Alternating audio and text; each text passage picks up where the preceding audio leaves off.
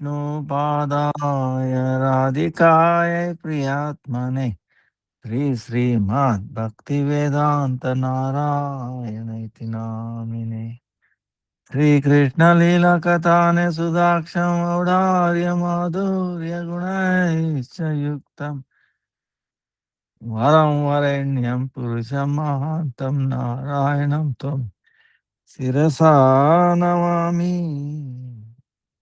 त्रिदण्डीनां भक्तशिरोमणिं च श्रीकृष्णपादाब्जहृदयकरुदि चैतन्यलीलामृतसारसारं नारायणं त्वं सततं प्रपद्ये। नमामि नारायणपादपङ्कजं करोमि नारायणपूजनं सदा वदामि नारायणनाम निर्मलम् स्मरामि नारायण तत्त्वमव्ययम्। जय श्री कृष्ण चैतन्य प्रभु नित्यानंद श्री अद्वैत गदाधर श्रीवासादि गौरभक्तवृंद। हरे कृष्णा कृष्णा कृष्णा हरे हरे, हरे राम राम राम हरे हरे, हरे कृष्णा कृष्णा कृष्णा हरे हरे, हरे राम राम राम हरे हरे, हरे कृष्णा कृष्णा कृष्णा हरे हरे, हरे राम राम राम हरे हरे, हरे कृष्णा कृष्णा कृष्णा हरे हरे, हरे राम राम राम हरे हरे, हरे कृष्णा कृष्णा कृष्णा हरे हरे, हरे राम राम राम हरे हरे, हरे कृष्णा कृष्णा कृष्णा हरे हरे, हरे राम राम राम हरे हरे, हरे कृष्णा कृष्णा हरे हरे, हरे राम राम राम हरे हरे, हरे कृष्णा कृष्णा हरे हरे, हरे राम राम राम हरे हरे, हरे कृष्णा कृष्णा हरे हरे, हरे राम राम राम हरे हरे, हरे कृष्णा कृष्णा हरे हरे, हरे राम राम राम हरे हरे, हरे कृष्णा कृष्णा हरे हरे, हरे राम राम राम हरे हरे, हरे कृष्णा कृष्णा हरे हरे, हरे राम राम राम हरे हरे, हरि बोल हरि हरि हरि बोल, निताय गौर हरि बोल, हरि बोल, हरि बोल, हरि बोल। ಮೊಟ್ಟಮೊದಲು ಗುರುಪಾದ ಪದ್ಮ ಭಕ್ತಿ ವೇದಾಂತ ನಾರಾಯಣ ಗೋಸ್ವಾಮಿ ಪಾದಕಮಲ ಅಂಟಕೋಟಿ ದಂಡವತ್ ಅರ್ಪಿಸುತ್ತ ಗುರುಪಾನುಗ ಗುರುವರ್ಗ ಹಾಗೂ ನಾಮ ನಿಷ್ಠ ಸಂತ ಶ್ರೀಪಾದ ದಂಡವತ್ ಹಾಗೂ ಎಲ್ಲ ವೈಷ್ಣವ ವರ್ತಮಾನ ಭೂತ ಭವಿಷ್ಯ ಎಲ್ಲ ವೈಷ್ಣವರಿಗೆ ತಾವತ್ ದಂಡವತ್ ಪ್ರಣಾಮ್. ವಂಚಾ ಕಲ್ಪತರುಭ್ಯಶ್ಚ ಕೃಪಾ ಸಿಂಧುಭ್ಯ ಏವ ಚ ಪತಿತಾನಾಂ ಪಾವನೇಭ್ಯೋ ವೈಷ್ಣವೇಭ್ಯೋ ನಮೋ ನಮಃ.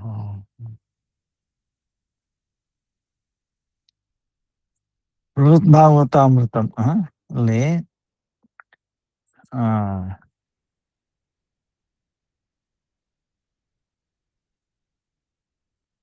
ಗೋಪ ಆ, ಜಗನ್ನಾಥ್ ಪುರಿಗೆ ಹೋಗ್ತಾರೆ. ಆದ್ರೆ ಜಗನ್ನಾಥ್ ಪುರಿನಲ್ಲಿ ಏನ್ ಮಾಡ್ಕೊಂಡು ರಾಜನಿಗೆ ಇಷ್ಟೆಲ್ಲ ಸೌಕರ್ಯ ಇದೆ, ತುಂಬಾ ಹತ್ರದಲ್ಲಿ ಸೇವೆ ಮಾಡ್ತಾ ಇದ್ದಾನೆ ಅಂತೇಳಿ ಅವ್ನಿಗೆ ಇಚ್ಛೆ ಆಗಿ ಗೋಪಾಲ್ ಮಂತ್ರ ಪ್ರಭಾವದಿಂದ ರಾಜನೂ ಆಗ್ಬಿಡ್ತಾನೆ ಗೋಪಕುಮಾರ. ಆದ್ರೆ ರಾಜ ಆದ್ಮೇಲೆ ಗೊತ್ತಾಗುತ್ತೆ, ಓಹೋ ರಾಜಕಾರ್ಯಗಳೆಲ್ಲಾನು ಎಷ್ಟೆಷ್ಟೋ ಇದೆ, ಅನ್ಕೊಂಡಾಗೆ ಸೇವೆ ಮಾಡಕ್ ಆಗ್ತಾ ಇಲ್ಲ ಅಂತ ತಿರ್ಗಿ ಬೃಂದಾವನ್ ಕಡೆ ಹೋಗ್ತಾನೆ. ಸೊ ಆ ಹಾಗೆ ಅವನು ಬ್ರಹ್ಮನೂ ಆಗ್ತಾನೆ, ಇಂದ್ರನೂ ಆಗ್ತಾನೆ. ಏನೇ ಆದ್ರೂ ಸಹ ಆ ಒಂದು ವೃಂದಾವನ್ ತರ ಆ ಮಧುರೆ ಇಲ್ಲಿ ಇಲ್ಲ. ಇದನ್ನ ನಮ್ಗೆ ಅನುಭವ ಮಾಡಿಸೋದಕ್ಕೇನೆ ಭಗವಂತ ಆ ಗೋಪಕುಮಾರನ ಮೂಲಕ ನಮ್ಗೆ ತೋರಿಸ್ತಾನೆ ಸ್ವರೂಪ. ಆಮೇಲೆ ಮಥುರಾ ಬ್ರಾಹ್ಮಣ, ಕೊನೆ ಮಥುರಾ ಬ್ರಾಹ್ಮಣನಿಗೆ ಮಹದ್ ಸತ್ಸಂಗ ಅಂದ್ರೆ ಇಷ್ಟೆಲ್ಲ ಹೇಳಿದ್ರು ಅವ್ರಿಗೆ ಇದಾಗ್ತಾ ಇಲ್ಲ. ಸಾಧನ ಏನ್ ಮಾಡ್ಬೇಕು ಅಂತ ಪರಿಚಯ ಆಗಲಿ. ಕೊನೆಗೆ ತಲೆ ಮೇಲೆ ಕೈ ನೋಡಿ, ಆ ಒಂದು ಶಕ್ತಿಯಿಂದ ಮಹತ್ ಸತ್ಸಂಗ ಪರಿವರ್ತನೆ ಆಗಿ ಮೂರ್ಛೆ ಬಿದ್ದುಬಿಟ್ರು. ಎಲ್ರನ್ನೂ ಕೇಳ್ತಾ ಇದ್ದಾರೆ, ಓಹೋ ಕೃಷ್ಣನ್ ನೋಡಿದ್ರ, ಕೃಷ್ಣನ್ ನೋಡಿದ್ರ, ನಮಸ್ಕಾರ ಎಲ್ರು ನನ್ನ ಅಪರಾಧನ ಕ್ಷಮಿಸಿ ಕ್ಷಮಿಸಿ ಕ್ಷಮಿಸಿ. ಎಷ್ಟು ಆ ಒಂದು ಶುದ್ಧ ಭಕ್ತಿ, ಆ ಮುಡ್ಡ ಶುದ್ಧ ಭಕ್ತಿ ಇದು ಮಾಡಿದ್ರು, ಅವ್ರ ದೇಹದಲ್ಲಿ ಸಂಚಾರ ಮಾಡಿದ್ರು. ಸಂಚಾರದಿಂದ ನೋಡಿ ಆ ಒಂದು ಸರಳತೆ, ಅಭಿಮಾನ್ಯ ಶೂನ್ಯ ಎಲ್ಲ ಉದ್ಭವ ಆಯ್ತು. ಭಕ್ತಿಯಿಂದ ಅದೆಲ್ಲ ಉದ್ಭವ ಆಯ್ತು. ಸೊ ಈ ರೀತಿ ಈಗ ಇವತ್ತು ಈಗ ರಥಯಾತ್ರ 16ನೇ ತಾರೀಕು, 15 ಜಗನ್ನಾಥನ ಗುಂಡೀಚ ಮಂದಿರ ಮಾಡ್ತೀನ. ಆಮೇಲೆ 14 ಅಮಾವಾಸ್ಯೆ. ಇಲ್ಲ ಗದಾಧರ್ ಪಂಡಿತ್ ಗೋಸ್ವಾಮಿ, ಇಲ್ಲ ಸಚ್ಚಿದಾನಂದ ಭಕ್ತಿ ವಿನೋದ್ ಠಾಕೂರ್ ತಿರೋಭಾವ, ಇಬ್ಬರು ತಿರೋಭಾವನು ಒಂದೇ ದಿವಸ ಬಂದಿದೆ. ಇದು ಆಶ್ಚರ್ಯ ಅಲ್ಲ, ಯಾಕಂದ್ರೆ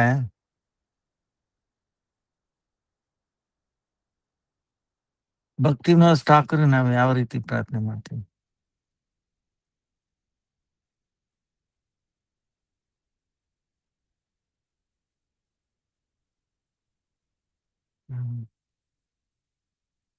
ಗೌರಕಿಶೋರ್ ಸಾಕ್ಷಾತ್ ವೈರಾಗ್ಯ ಮೂರ್ತಿ ಪ್ರಲಂಬ ರಸಾಂಬದಿ ಪಾದಾಂಬುಜೇನ ನಮೋ ಭಕ್ತಿ ವಿನೋದಾಯ ಸಾಕ್ಷಾತ್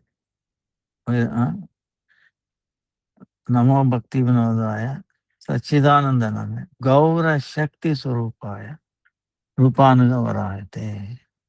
ಗೌರ ಶಕ್ತಿ ಸ್ವರೂಪಾಯ, ಗೌರ ಶಕ್ತಿ ಅವರು.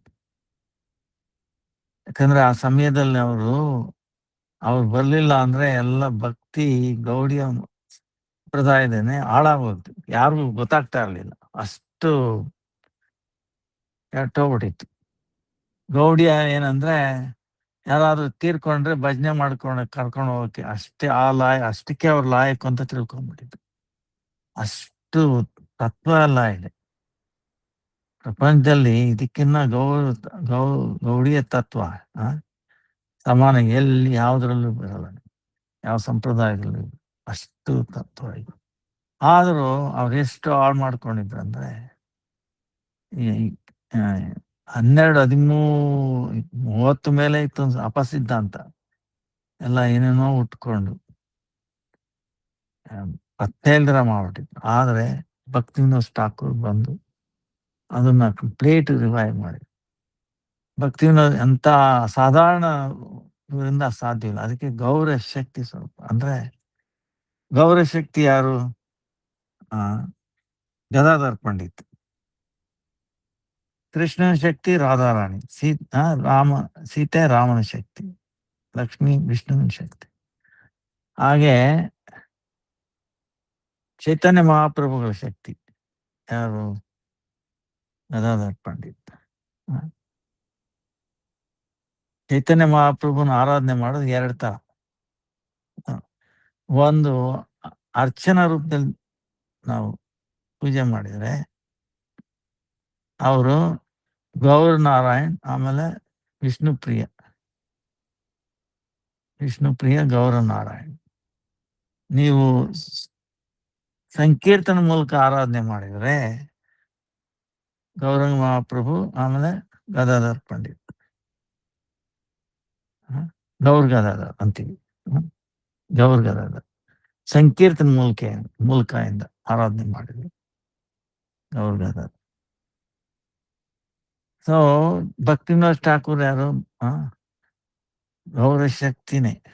ಅದು ಗದಾಧರ್ ಪಂಡಿತಿಂದ ಬೇರೆ ಭಿನ್ನ ಅಲ್ಲ. ಅದಕ್ಕೋಸ್ಕರನೇ ಅವರು ಆ ಒಂದು ಆಶ್ಚರ್ಯ ಪಡುತ್ತೆ. ನಿಮ್ಗೇನಾದ್ರು ಸ್ವಲ್ಪ ಗೌಡಿಯ ಮಠ ಅಥವಾ ಇದ್ರ ಬಗ್ಗೆ ಗೊತ್ತಿದ್ರೆ, ಜೈವ ಧರ್ಮ ಪ್ರತಾಪ್ ನೋಡಿ, ಸುಮಾರು ಆಲ್ಮೋಸ್ಟ್ 100 ಬುಕ್. ಯಾವ 1880, 1890 ಕರೆಂಟ್ ಇತ್ತ ಅವಾಗ, ಆಯ್ತಲ್ಲ. ಟ್ರೈನ್ಗಳು ತುಂಬಾ ಕಮ್ಮಿ, ಕರೆಂಟೇ ಇರಲಿಲ್ಲ. ಯಾವ ತರ ಪ್ರಿಂಟ್ ಮಾಡ್ತಾ ಇದ್ರು, ಆ ಪ್ರಿಂಟಿಂಗ್ ನೋಡಿದ್ರೆ ನಾವ್ ಇವಾಗ ನಡುಗ್ಬಿಡ್ತೀವಿ. ನೋಡಿ, ಒಂದ್ ಅಕ್ಷರ ತಿದ್ಲಿಕ್ಕೆ ಅದು ಒಂದ್ ಅಕ್ಷರ ತಗೊಂಡು ಈಗ ಅನ್ಬೇಕು ಜೋಡಿಸ್ಬೇಕು ಅಕ್ಷರ. ಆಮೇಲೆ ಇದು ಮಾಡಿತ್ತು. ಸೊ ಪವರು ಇಲ್ಲ, ಎಲ್ಲ ಮೆಕ್ಯಾನಿಕಲ್, ಒಂದ್ ಕೈಯಿಂದ ಈಗ ತಿರುಗಿಸೋದು. ಆಮೇಲೆ ಮಿಸ್ಟೇಕ್ಸ್ ಇದ್ರೆ ಅದನ್ನ ಒಂದೊಂದೇ ಹುಡುಕಿ ಕರೆಕ್ಷನ್. ಇವಾಗ ಏನಿಲ್ಲ, ಕಂಪ್ಯೂಟರ್ ಟಕಟಕ ಅಂತ ಮಾಡ್ತಾರೆ. ಸೊ ಆ ತರ ಪ್ರಿಂಟ್ ಮಾಡಿದ್ರು 100 ಬುಕ್ಸ್ ಮೇಲೆ. ಅವ್ರಿಗೆ ಎಲ್ಲಾ ಭಾಷೆನೂ ಗೊತ್ತಿತ್ತು, 8-9 ಭಾಷೆ ಗೊತ್ತಿತ್ತು. ಅರಬಿಯನ್ ಗೊತ್ತಿತ್ತು, ಗ್ರೀಕು ಗೊತ್ತಿತ್ತು, ಇಂಗ್ಲಿಷು, ಸಂಸ್ಕೃತ, ಬೆಂಗಾಲಿ, ಒರಿಯಾ, ಹಿಂದಿ. ಬಾ ಆ ಗೊತ್ತಿತ್ತು ಅಂದ್ರೆ ಪ್ರಚಂಡ, ಅಷ್ಟು ಇದಿತ್ತು ಅವ್ರಿಗೆ. ಅವರು ಹೇಳ್ತಿದ್ದು ಯಾವಾಗ ನಾವು 9:30 ಮಲಗಿರಲ್ಲ, ಅವರು 9:30 ಇದ್ಬಿಟ್ಟಿರೋರು. ಗೊತ್ತಾಯ್ತು ನಾವು 7 ಗಂಟೆ ರೆಸ್ಟ್ ಮಾಡಿದ್ರು 9:30 ಎದ್ಬಿಟ್ಟಿರೋರು. 1,00,000 ನಾಮ ಜಪ ಅಟ್ಲೀಸ್ಟ್. ಆಮೇಲೆ ಬರೆಯೋದು, ಪ್ರಚಾರ ಮಾಡೋದು.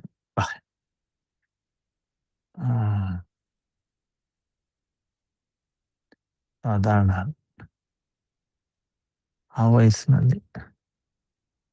ಆಮೇಲೆ ಭಕ್ತಿ ಸಿದ್ಧಾಂತ ಸರಸ್ವತಿ ಠಾಕೂರ್ ಪ್ರಕಾಶ ಮಾಡಿ, ಚೈತನ್ಯ ಮಹಾಪ್ರಭು ಹುಟ್ಟಿದ ಜಾಗ ಅವರೇ ಕಂಡುಹಿಡಿದಿದ್ದು, ಜಗನ್ನಾಥ್ ದಾಸ್ ಬಾಬಾಜಿ ಮೂಲಕ. ಅವ್ರಿಗೆ ಅರಿವಾಯ್ತು ಇದೇ ಜಾಗ ಅಂತ. ಆದ್ರೆ ಅದಕ್ಕೆ ಸರ್ಟಿಫೈ ಮಾಡ್ಬೇಕಲ್ಲ, ಇನ್ನೊಬ್ಬ ಮಹಾಭಾಗವತ್ ಕರ್ಕೊಂಬಂದು ಇದಂತ. ಅವರು ಸರಿ, ಅವ್ರು ಇದೇ ಜಾಗ, ಏನ್ ಕುಣಿಯಕ್ ಶುರು ಮಾಡಿ 120 ವರ್ಷ ಆಗಿತ್ತು. ಶ್ರೀವಾಸ ಅಂಗನೂ ಹಾಗೆ, ಮೊದಲು ಅದನ್ನ ಮಾಡಿ, ಶ್ರೀವಾಸನ ಅಲ್ಲೇ ಸಾಕಷ್ಟು ಲೀಲೆಗಳು ಚೈತನ್ಯ ಮಹಾಪ್ರಭು ಮಾಡಿ.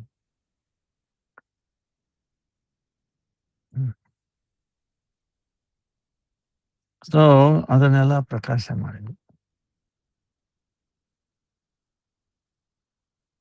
ವೃಂದಾವನ್ ಕಡೆ ಹೊಟ್ಟೋಗಿದ್ರು. ಆಮೇಲೆ ಶಿವ ಮಧ್ಯದಲ್ಲಿ ಬಂದು ಹೇಳ್ತಾ, ಅಲ್ಲಪ್ಪ ಏನೋ ವೃಂದಾವನ್ ಹೋಗ್ತಾ ಇದೀಯಾ, ಇದೆಲ್ಲ ಯಾರು ಮಾಡೋರು? ಚೈತನ್ಯ ಮಹಾಪ್ರಭು ಜನ್ಮಸ್ಥಾನ ಇದು ಮಾಡಬೇಕು. ಆಮೇಲೆ ಎಷ್ಟು ಕೀರ್ತನೆಗಳು ಬರೆದ್ರು. ಭಕ್ತಿವಿನೋದ್ ಠಾಕೂರ್ಸೇ ಇದು ಎಲ್ಲ ಕೀರ್ತನೆ. ಗೌಡಿಯ ಮಠದಲ್ಲಿ ನಾವ್ ಏನೇನ್ ಫಾಲೋ ಮಾಡ್ತೀವಿ ಎಲ್ಲಾನು ಭಕ್ತಿವಿನೋದ್ ಠಾಕೂರ್ದೆ, ಅವ್ರದ್ದು ರಚನೆಗಳು. ಸೊ ಅಂತ ದೊಡ್ಡ ಮಹಾಭಾರತ. ಅದಕ್ಕೇನೆ ಇಬ್ರು ಗದಾಧರ್ ಪಂಡಿತ್ ಗೋಸ್ವಾಮಿ ಅದು ಸಚ್ಚಿದಾನಂದ ಇರೋಬ್ಬ ಒಂದೇ ದಿವಸ. ನೋಡಿ, ಆಶ್ಚರ್ಯ ಏನಲ್ಲ, ಇಬ್ರು ವ್ಯತ್ಯಾಸ ಅಲ್ಲ.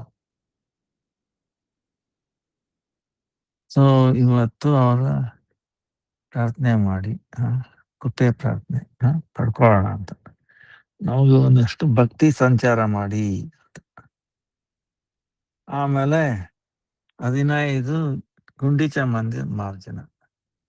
ಮಾರ್ಜನ ಅಂದ್ರೆ ತೊಳೆಯೋದು, ಕ್ಲೀನ್ ಮಾಡೋದು, ಮಾರ್ಜನ. ಆಮೇಲೆ 16 ಜಗನ್ನಾಥ ರಥಯಾತ್ರೆ.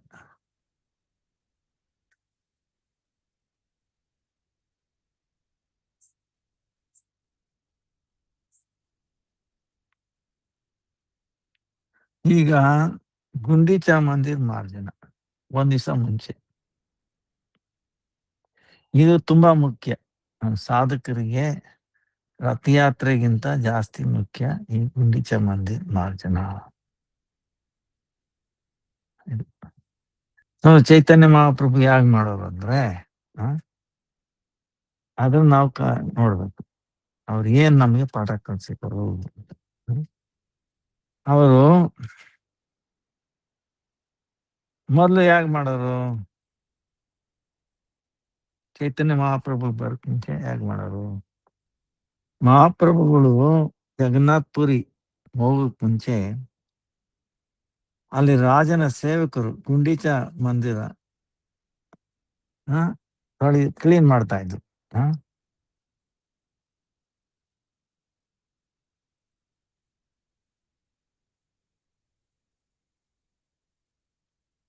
हरे कृष्णा। तो हम ऑनलाइन क्लास में हैं, बाद में फोन करता। ठीक है। तो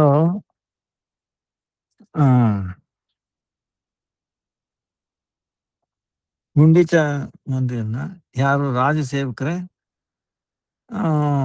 ತೊಳಿತಾ ಇದ್ರು, ಗುಡಿಸ್ತಾ ಇದ್ರು ಹಾಗೆ. ಆದರೆ ಅವರ ರುಚಿ ಏನು? ಕೇವಲ ತಮ್ಮ ಸಂಬಳ, ವೇತನ ನೋಡೋದ್ರಲ್ಲೇ ಅವರು ಇರ್ತಾ ಇದ್ರು. ಹೌದಾ? ಈಗ ಯಾವ್ದಾದ್ರು ಕೆಲಸಗಾರ ಇದ್ರೆ ಅವ್ರ ದೃಷ್ಟಿ ಗೋಚರ ಅಂದ್ರೆ ಇಲ್ಲೇ ನೋಡ್ತೀವಲ್ಲ ಗೋಶಾಲೆಯಲ್ಲಿ ಗೋಗಳ ಬಗ್ಗೆ ಚಿಂತನೆ ಇಲ್ಲ ಅವ್ರಿಗೆ. ಏನೋ ದುಡ್ಡು ಬೇಕು, ಅನ್ಬೇಕು, ಸಂಬಳ ಬೇಕು. ಒಂದ್ ದಿವಸ 2 ದಿವಸ ಆದ್ರೆ ಲೇಟ್ ಆದ್ರೆ ಅಯ್ಯೋ ಕುಣಿದಾಡ್ಬಿಡ್ತಾರೆ, ಅದಿಲ್ಲ ಇದಿಲ್ಲ ಅಂತ. ಸೊ ಅವ್ರ ರುಚಿ ಅದ್ರಲ್ಲಿ ಇರಲ್ಲ, ಗೋ ಸೇವೆಗೆ ಅಂತ ಇರಲ್ಲ. ಬಟ್ ನಮ್ಗೆ ಬೇರೆ ಗತಿ ಇಲ್ಲ. ಸೊ ಅದರಿಂದ ಅವರು ಆ ಕಾರ್ಯನ ಕುಶಲತೆಯಿಂದ ಮಾಡಲ್ಲ. ಹೃದಯದಲ್ಲಿ ಭಕ್ತಿ ಭಾವ ಇಲ್ದಿರ ಇರೋದ್ರಿಂದ ಯಾರು ಜಗನ್ನಾಥನ ಪ್ರಸನ್ನ ಮಾಡೋದಿಕ್ ಆಗೋದಿಲ್ಲ. ಹೃದಯದಲ್ಲಿ ಭಕ್ತಿ ಭಾವ ಇಲ್ಲ ಅಂದ್ರೆ ಏನೇ ಸೇವೆ ಮಾಡಿದ್ರು ಅಷ್ಟು ಸಂತುಷ್ಟಿನಾಗಲ್ಲ. ಆದ್ರಿಂದ ಜಗನ್ನಾಥ್ಪುರಿನಲ್ಲಿ ಅವರಿದ್ದಾಗ ಚೈತನ್ಯ ಮಹಾಪ್ರಭು ರಾಜನಿಗೆ ಅವರ ಗುರುಗಳು ಕಾಶಿ ಮಿಶ್ರ, ರಾಜನ ಗುರು ಕಾಶಿ ಮಿಶ್ರ ಅಂತ. ಕಾಶಿ ಮಿಶ್ರ ಭವನ್ ಅಂತಾನೆ ಈಗಿರೋದು. ನೀವು ಜಗನ್ನಾಥ್ಪುರಿಗೆ ಹೋದ್ರೆ ಚೈತನ್ಯ ಮಹಾಪ್ರಭು ಇದ್ದಿದ್ದ ಜಾಗ ಕಾಶಿ ಮಿಶ್ರ ಭವನ್ ಅಂತಾನೆ ಹೆಸರು, ರಾಧಾರಾಧಕ ಅಂತ ಇರೋದು. ಅವ್ರಿಗೆ ಸಂದೇಶ ಕಳಿಸಿರಿ ಏನಂದ್ರೆ, ನಾನು ಸ್ವಯಂ ತನ್ನ ಪರಿಕರರ ಜೊತೆಗೆ ಗುಂಡೀಚ ದೇವಸ್ಥಾನ ಆಮೇಲೆ ಆ ಸುತ್ತಮುತ್ತಲು ಸ್ಥಾನಗಳನ್ನ ನಾವು ಕ್ಲೀನ್ ಮಾಡ್ತೀವಿ, ಅದಕ್ಕೆ ಪರ್ಮಿಷನ್ ಕೊಡಿ. ಆಮೇಲೆ ಈ ಕಾರ್ಯ ಮಾಡೋದಕ್ಕೆ ನಮಗೆ ನಿಮ್ಮ ಸೇವಕರ ಅವಶ್ಯಕತೆ ಇರಲ್ಲ. ಬರೀ ನಮ್ಗೆ ಗುಡಿಸೋದಿಕ್ಕೆ ಜಾಡು ಅಂದ್ರೆ ಪರಕೆ ಹಾಗೂ ಮಡಕೆಗಳ ವ್ಯವಸ್ಥೆ ಬೇಕು. ಪರಕೆ ಗುಡಿಸೋದಿಕ್ಕೆ, ಮಡಕೆಗಳು ನೀರ್ ತಂದು ಒಯ್ಯೋದಿಕ್ಕೆ, ಕ್ಲೀನ್ ಮಾಡೋದಿಕ್ಕೆ. ಇದನ್ನ ಕೇಳ್ಬಿಟ್ಟು ರಾಜನ್ಗೆ ತುಂಬಾ ವಿಸ್ಮಯ ಆಯ್ತು. ಆದ್ರೆ ಕಾಶಿ ಮಿಶ್ರರ ಮುಖದಿಂದ ಶ್ರೀಮನ್ ಮಹಾಪ್ರಭುಗಳ ಅವರ ಹೃದಯದ ಭಾವಗಳನ್ನ ಕೇಳಿದಾಗ ತುಂಬಾ ಪ್ರಸನ್ನರಾದ್ರು. ಅವರು ಕಾಶಿ ಮಿಶ್ರನ್ಗೆ ಹೇಳ್ಬಿಟ್ಟು, ಇದು ತುಂಬಾ ಹರ್ಷದ ವಿಷಯ. ಸ್ವಯಂ ಶ್ರೀಮನ್ ಮಹಾಪ್ರಭು ತನ್ನ ಭಕ್ತರ ಜೊತೆಗೆ ಗುಂಡೀಚಾ ದೇವಸ್ಥಾನನ ತೊಳಿತಾ ಇದಾರಲ್ಲ, ಕ್ಲೀನ್ ಮಾಡ್ತಾ ಇದಾರಲ್ಲ, ಜಗತ್ವಾಸಿಗಳಿಗೆ ಶಿಕ್ಷೆ ಪ್ರದಾನ ಮಾಡ್ತಿದ್ದಾರೆ. ಅವ್ರಿಗೆ ಯಾವುದೇ ವಸ್ತು ಅವಶ್ಯಕತೆ ಆಗುತ್ತೋ ಅದನ್ನ ನೀವು ನಿಸ್ಸಂಕೋಚವಾಗಿ ಕೊಟ್ಬಿಡಿ ಅಂತ ಆದೇಶ ಮಾಡಿದ ರಾಜ. ಆಮೇಲೆ ಒಂದ್ ದಿವಸ ಆಮೇಲೆ ಪ್ರಾತಃ ಕಾಲದಲ್ಲಿ ಗುಂಡೀಚಾ ಮಂದಿರ್ ಕ್ಲೀನ್ ಮಾಡೋದಿಕ್ಕೆ ಉದ್ದೇಶಕ್ಕೆ ತುಂಬಾ ದೊಡ್ಡ ಸಂಖ್ಯೆಯಲ್ಲಿ ಭಕ್ತರೆಲ್ಲ ಒಟ್ಟಾದ್ರು. ಭಕ್ತರೆಲ್ಲ ಮಹಾಪ್ರಭುಗಳಿಗೆ ಪುಷ್ಪಮಾಲೆ ಆಮೇಲೆ ಚಂದನ ಅದು ಕೊಟ್ರ ಅವ್ರಿಗೆ. ಆಮೇಲೆ ಎಲ್ರು ಅವ್ರಿಗೆ ನಮಸ್ಕಾರ ಮಾಡೋ ತರ ಇದ್ರು, ಮಾಡಕ್ಕೆ ರೆಡಿ ಆದ್ರು. ಆದ್ರೆ ಅತ್ಯಂತ ವಿನಮ್ರತೆಯಿಂದ ಶ್ರೀಮನ್ ಮಹಾಪ್ರಭುಗಳು ಎಲ್ರಿಗೂ ನಮಸ್ಕಾರ ಮಾಡಿದ್ರು. ಹಾಗೂ ಅವ್ರಿಗೆ ಇದ್ರ ಮೇಲೆ ಹಣೆ ಮೇಲೆ ಚಂದನ ಲೇಪ ಮಾಡಿದ್ರು, ಮಾಲೆ ಹಾಕಿದ್ರು. ಆಮೇಲೆ ಮಹಾಪ್ರಭುಗಳು ನಿತ್ಯಾನಂದ ಪ್ರಭುಗಳ ಚರಣನ ಸ್ಪರ್ಶ ಮಾಡಿದ್ರು. ಈ ಪ್ರಕಾರ ಚೈತನ್ಯ ಮಹಾಪ್ರಭುಗಳು ಯಾವುದೇ ತರದ ಅಭಿಮಾನ ಇರ್ಲಿಲ್ಲ. ನಾನು ಗುರು ಅಂತಾನು ಎಲ್ರಿಗೂ ನನ್ನ ಸಮ್ಮಾನ ಮಾಡ್ಬೇಕು, ಎಲ್ರಿಗೂ ಸಮ್ಮಾನ ಮಾಡ್ಬೇಕು, ನನಗೆ ಯಾರದ ಆದರ ಸಮ್ಮಾನ ಅವಶ್ಯಕತೆ ಇಲ್ಲ. ಸೊ ಈ ರೀತಿ ಸಾಕ್ಷಾತ್ ಕೃಷ್ಣ ನೋಡಿ. ನೀವು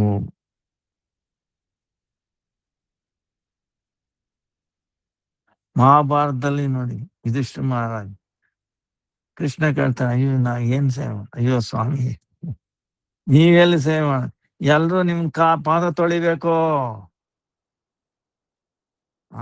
ನೀವ್ ಯಾಕೆ ಸೇವೆ ಇದ್ ಮಾಡೋದು? ಆಯ್ತಪ್ಪ ಆಮೇಲೆ ಹೋಗ್ಬಿಟ್ಟು ಏನ್ ಮಾಡಿದ್ರು, ಬರೋ ಗೆಸ್ಟ್ಗಳಿಗೆಲ್ಲಾನು ಪಾದ ತೊಳಿಯಕ್ ಶುರು ಮಾಡು. ಕೃಷ್ಣ ರೀ ಸ್ವಾಮಿ ಎಷ್ಟು ಸ್ವಯಂ ಎಲ್ಲರ ಪಾದ ತೊಳಿತಾ ಇತ್ತು. ನೋಡಿ ಏನ್ ಅಭಿಲಾಷೆ, ಏನ್ ಅಭಿಮಾನ ಇದೆಯಾ ನಾನ್ ಭಗವಂತ ಅಂತ. ಇನ್ನು ನಾವೆಲ್ಲ ಹೇಗಿರ್ಬೇಕು? ಅಭಿಮಾನ್ಯ ಶಿವನೇ ಬೇಡ, ಅಭಿಮಾನ್ಯ ಶಿವನೇ ಅಲ್ಲಿವರೆಗೂ ಇದಾಗಲ್ಲ.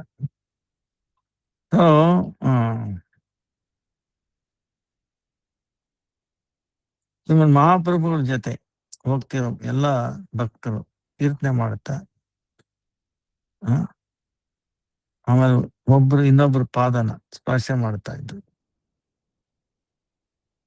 ಆಮೇಲೆ ಮಹಾಪ್ರಭುಗಳು ಎಲ್ರ ಕೈಲಿ ಒಂದೊಂದು ಪರಕೆ ಕೊಟ್ರು. ಎಲ್ಲಾನು ಎಲ್ಲಾ ಭಕ್ತರು ಜಗನ್ನಾಥ್ ಮಂದಿರದಿಂದ ಗುಂಡೀಚಾ ಮಂದಿರದ ಕಡೆ ಸಂಕೀರ್ತನ ಮಾಡ್ತಾ ಅಲ್ಲಿ ತಲುಪಿದ್ರು. ಅಲ್ಲಿ ಗುಂಡೀಚಾ ಮಂದಿರ ಸೇರ್ಬಿಟ್ಟು ಸರ್ವಪ್ರಥಮ ಮಹಾಪ್ರಭುಗಳು ಗುಡ್ಸೋದಕ್ಕೆ ಶುರು ಮಾಡಿದ್ರು, ಕ್ಲೀನ್ ಮಾಡೋದಕ್ಕೆ. ಅವರು ದೇವಸ್ಥಾನದಲ್ಲಿ ಮೇಲೆ ಕೆಳಗಡೆ ಎಲ್ಲಾ ಸ್ಥಾನಗಳಲ್ಲಿ ಪರಕೆಯಿಂದ ಗುಡಿಸಿದ್ರು. ಅವ್ರ ಸುತ್ತಲೂ ಲೆಕ್ಕವಿಲ್ಲದಷ್ಟು ಭಕ್ತರು ಪರಕೆ ತಗೊಂಡು ಗುಡ್ಸಕ್ ಶುರು ಮಾಡಿದ್ರು.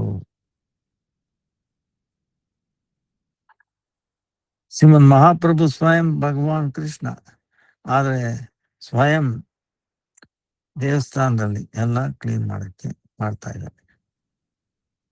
ಎಲ್ಲರಿಗೂ ಶಿಕ್ಷೆ ಕೊಡೋದಕ್ಕೋಸ್ಕರ ಮಹಾಪ್ರಭುಗಳು ತನ್ನ ಪರಿಕರದ ಜೊತೆಲಿ ಹೇಳಿದ್ರು, ನಾವು ಪರಕೆ ಗುಡಿಸ್ತಿರ್ಬೇಕಾದ್ರೆ ಕೀರ್ತನೆ ಮಾಡಬೇಕು, ಭಗವಂತನ ನಾಮ ಜಪ ಮಾಡಬೇಕು, ಅವನ ಸ್ಮರಣೆ ಮಾಡಬೇಕು.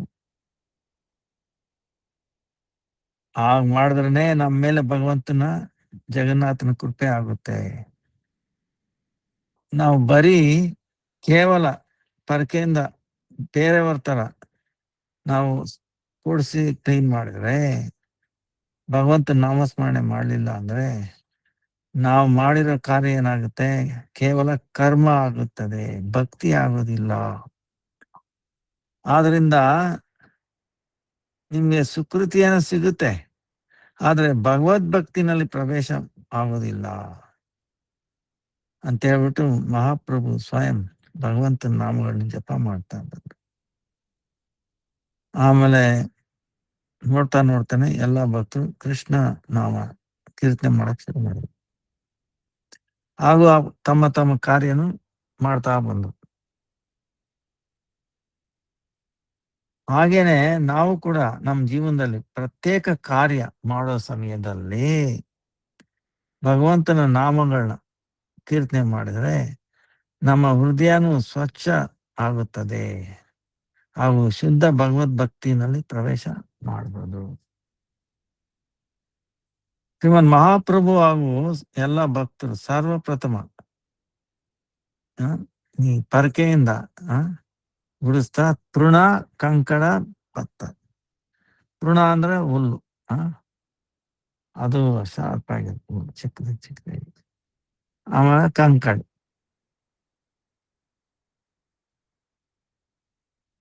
ಕೃಷ್ಣ ಅಂದ್ರೆ ಕಲ್ಲುಗಳು, ಚಿಕ್ಕ ಚಿಕ್ಕ ಕಲ್ಲುಗಳು. ಅದನ್ನೆಲ್ಲ ಒಂದ್ ಕಡೆ ಇಟ್ರು.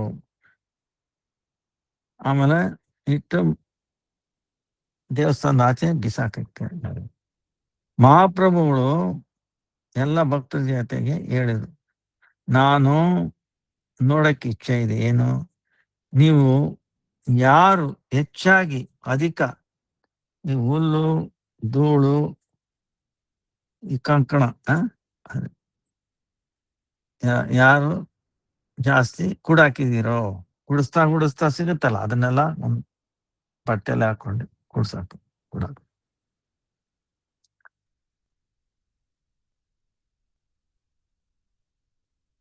ನಾನು ನೀವು ಎಷ್ಟು ಗುಡಿಸಿ, ಎಷ್ಟು ಧೂಳು ಹುಲ್ಲು ಇವೆಲ್ಲಾನು ಅದನ್ನೆಲ್ಲ ಶೇಖರಣೆ ಮಾಡಿದಿರೋ ಅದನ್ನ ನೋಡಕ್ ನನಗೆ ಇಚ್ಛೆ ಇದೆ. ಆಮೇಲೆ ಇಲ್ದೋದ್ರೆ ವ್ಯಕ್ತಿ ಇನ್ಯಾರಾದ್ರೂ ವ್ಯಕ್ತಿ ಬರೀ ಕ್ಲೀನ್ ಮಾಡೋ ಅಭಿನಯ ನಾನು ಕ್ಲೀನ್ ಮಾಡ್ತಾ ಅಂತ ತೋರ್ಸೋದಿಕ್ಕೆ ಮಾಡ್ಬಿಟ್ಟು ಬೇರೆಯವ್ರಿಗೆ ಅವನು ದೋಖ ಮಾಡ್ಬೋದು, ಮೋಸ ಮಾಡ್ಬೋದು. ಹಾಗ ಹೇಳಿದ తర్వాత ಮಹಾಪ್ರಭುಗಳು ಎಲ್ಲರ ಜೊತೆ ಹೋದ್ರು. ಅವರು ಶೇಖರಣೆ ಮಾಡಿದ್ದೆ ಎಲ್ಲಾನು, ಧೂಳು ಹುಲ್ಲು ತೃಣ ಅದನ್ನೆಲ್ಲ ನೋಡಕ್ ಶುರು ಮಾಡಿದ್ರು. ಯಾರು ತುಂಬಾ ಚೆನ್ನಾಗಿ ಕೂಡಿಸಿ ಕ್ಲೀನ್ ಮಾಡಿದಾರ ಮಹಾಪ್ರಭುಗಳು ಜಾಸ್ತಿ ಅವ್ರಿಗೆ ಪ್ರಶಂಸೆ ಮಾಡಿ, ಆದ್ರೆ ಯಾರು ಸರಿಯಾಗಿ ಮಾಡಿಲ್ಲೋ ಅವ್ರಿಗೆ ಮಹಾಪ್ರಭುಗಳು ಪ್ರೇಮದಿಂದ ಒಂದು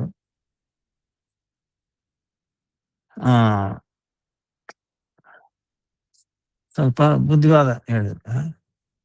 ಇದು ಅದಾದ್ಮೇಲೆ ಶ್ರೀಮನ್ ಮಹಾಪ್ರಭುಗಳು ಚೆನ್ನಾಗಿ ಕ್ಲೀನ್ ಮಾಡೋರು ಹತ್ರ ಹೇಳಿದ್ರು, ಯಾರು ಸರಿಯಾಗಿ ಮಾಡ್ತಾ ಇಲ್ವೋ ಅವ್ರಿಗೆ ನೀವು ಸ್ವಲ್ಪ ಶಿಕ್ಷೆ ಕೊಡಿ, ತೋರ್ಸ್ಕೊಡಿ ಯಾಕೆ ಮಾಡೋದು ಅಂತ. ಈ ಪ್ರಕಾರ ಭಕ್ತರು ಆನಂದಪೂರ್ವಕವಾಗಿ ಗುಂಡೀಚ ಪರಕೆ ತಗೊಂಡು ಎಲ್ಲಾ ಕಡೆ ಕ್ಲೀನ್ ಮಾಡಿದ್ರು. ಹಂತದಲ್ಲಿ ಎಲ್ರು ನೋಡಿದ್ರು, ಏನು ಶ್ರೀಮನ್ ಮಹಾಪ್ರಭುನೇ ಎಲ್ಲರಿಗಿಂತ ಅಧಿಕ ಈ ಕಸನ, ಈ ಹುಲ್ಲು ಧೂಳು ಸ್ವಲ್ಪ ಚಿಕ್ಕಲ್ಲು ಎಲ್ಲಾನು ಎಲ್ರಿಗಿಂತ ಜಾಸ್ತಿ ಏಕತ್ರಿತ ಮಾಡಿದವರು ಯಾರಂದ್ರೆ ಮಹಾಪ್ರಭುನೇ. ನೋಡಿದ್ರ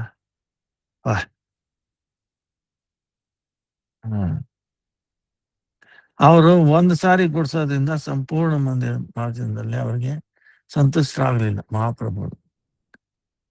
ಆ ತಿರ್ಗಾನು ಅವ್ರು ಹೇಳಿದ್ಮೇಲೆ ತಿರ್ಗಾ ಪರಕೆ ತಗೊಂಡು ಗುಡ್ಸಕ್ ಶುರು ಮಾಡಿದ್ರು 2ನೇ ಸಾರಿ.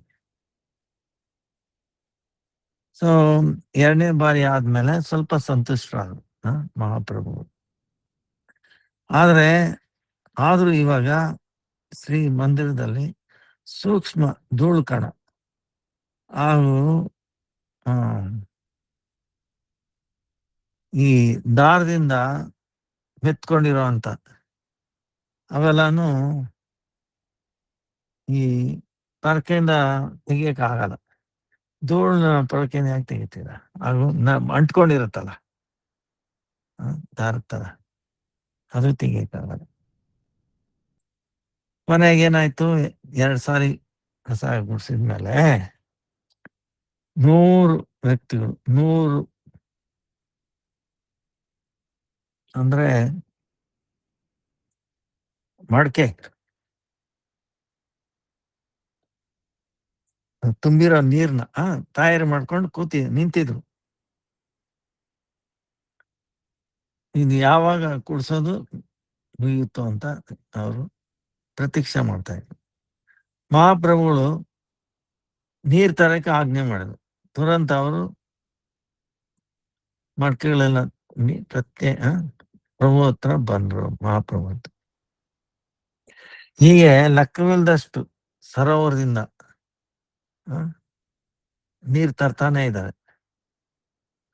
ಯಾರಿಗೆ ಸರೋವರದ ಘಾಟ್ನಲ್ಲಿ ಜಾಗ ಸಿಗ್ಲಿಲ್ವೋ ಅವರು ಹತ್ರ ಇರುವ ಬಾವಿಗಳಿಂದನೂ ಮಡಕೆ ತುಂಬಿಸ್ಕೊಂಡು ನೀರ್ ತರಕ್ ಶುರು ಮಾಡಿದ್ರು. ಎಷ್ಟು ಲೆಕ್ಕವಿಲ್ಲದಷ್ಟು ಭಕ್ತರು, ಲೆಕ್ಕವಿಲ್ಲದಷ್ಟು ಮಡಕೆಗಳನ್ನ ನೀರ್ ತರ್ತಾ ಇದ್ದಾರೆ.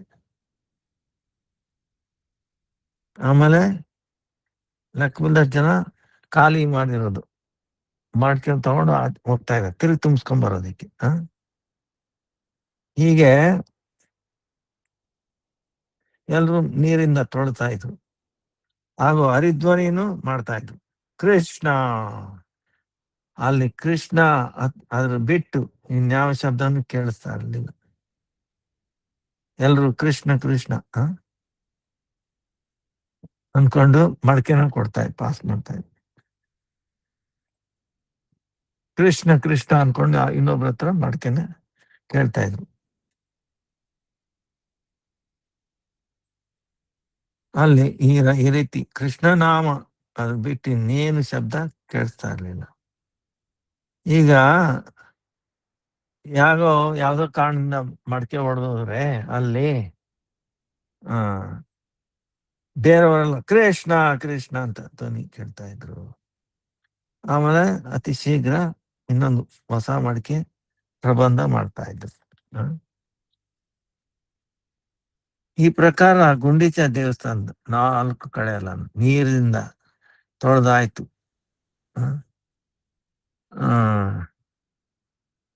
ಆಮೇಲೆ ಮಂದಿರದ ಎಷ್ಟು ನೀರು ಹೋಗ್ತಾ ಇತ್ತು ಅಂದ್ರೆ ಯಾವ್ದೋ ಒಂದು ನದಿ ಏನೋ ಹರಿತಾ ಇದೆಯೇನೋ ಅನ್ಸ್ತದು. ಅಷ್ಟು ನೀರು ಹೋಗೋದು ಅಷ್ಟು. ಆಮೇಲೆ ನೀರಿಂದ ತೊಳೆದ ಮೇಲೆ ಒಂದು ಧೂಳಿನ ಒಂದು ಕಣನೂ ಎಲ್ಲಿ ಇರ್ಲಿಲ್ಲ.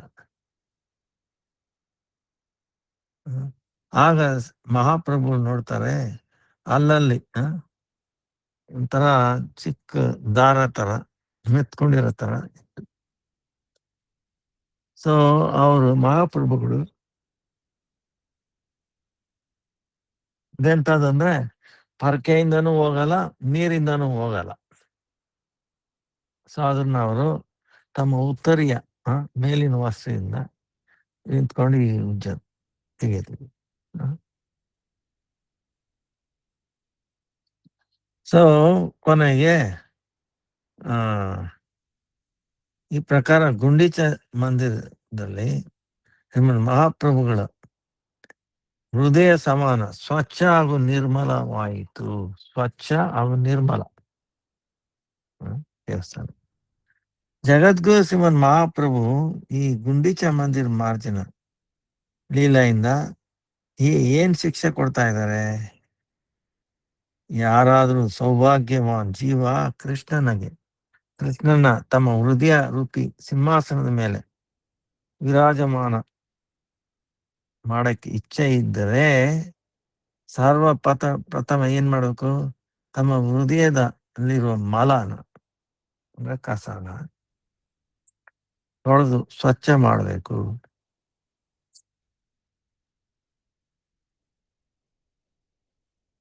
ಹೃದಯನ ನಿರ್ಮಲ, ಶಾಂತ ಹಾಗೂ ಭಕ್ತಿಯಿಂದ ಉಜ್ವಲ ಮಾಡೋದು ಅವಶ್ಯಕತೆ ಇದೆ. ಹೃದಯ ಕ್ಷೇತ್ರದಲ್ಲಿ ಈ ಮುಳ್ಳಿನ ಸಮಾನ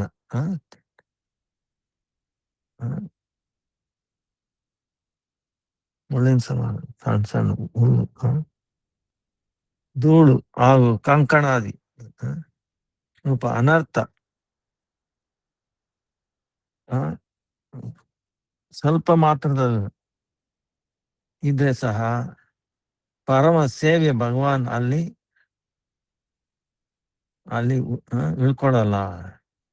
ಇದೇ ಗುಂಡಿಚ ಮಂದಿರ ತೊಳೆಯೋದು ಒಂದು ತಾತ್ಪರ್ಯ. ಈಗ ಈ ಹೃದಯದ ಮಲ ಅಂದ್ರೆ ಕಸ ಅಥವಾ ಅನರ್ಥ ಸಮೂಹ ಏನು? ಅನ್ಯಾಭಿಲಾಷ ಅಂದ್ರೆ ಭಕ್ತಿ ಬಿಟ್ಟು ಇನ್ನೇನಾದ್ರೂ ಅಭಿಲಾಷ, ಕರ್ಮ, ಜ್ಞಾನ ಹಾಗೂ ಯೋಗ ಚೇಷ್ಟೆಗಳಿಂದ ಇನ್ನೇನು ಇಲ್ಲ. ಇದನ್ನ ಹೇಗೆ ಅರ್ಥ ಮಾಡ್ಕೊಳ್ಳೋದಂದ್ರೆ ಮಹಾಪ್ರಭುಗಳು ಏನ್ ಹೇಳ್ತಾರೆ? ರೂಪ ಗೋಸ್ವಾಮಿ ಅವ್ರ ಕೃಪೆಯಿಂದಾನೇ ಇದು ಆಗಿರೋದು. ರೂಪ ಗೋಸ್ವಾಮಿ ಭಕ್ತಿ ರಸಾಮೃತ ಸಿಂಧುನಲ್ಲಿ ಶುದ್ಧ ಭಕ್ತಿ ಅಂದ್ರೆ ಏನು?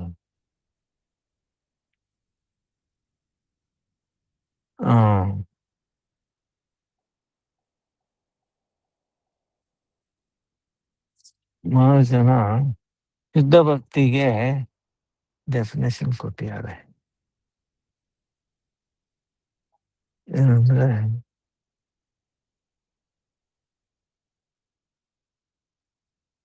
ಭಕ್ತಿ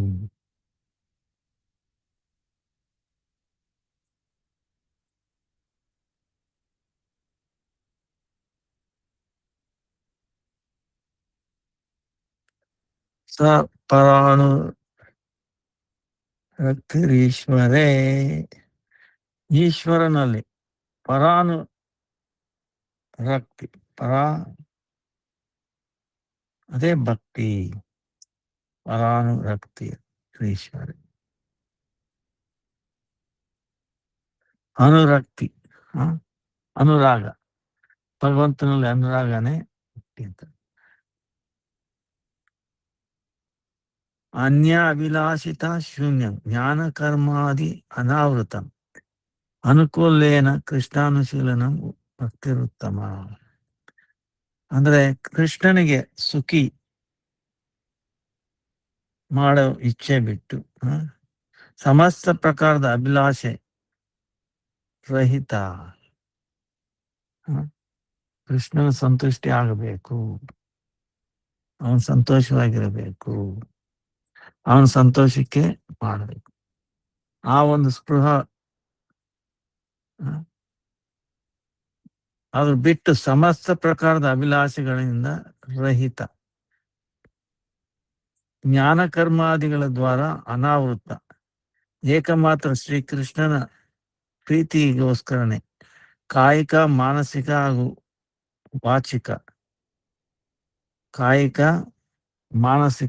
ವಾಚಿಕ ಸಮಸ್ತ ಚೇಷ್ಟೆಗಳಿಂದ ಹಾಗೂ ಭಾವದ ದ್ವಾರ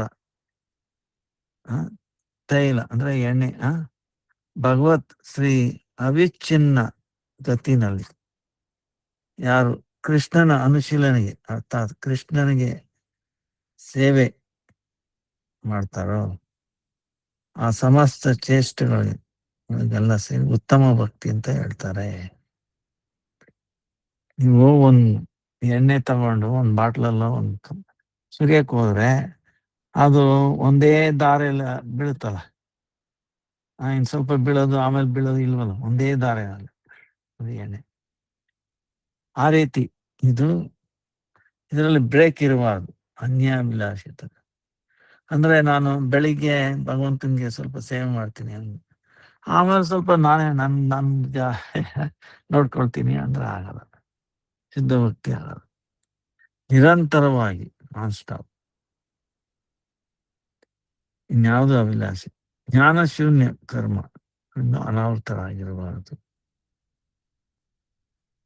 ಸೊ ಆ ರೀತಿ.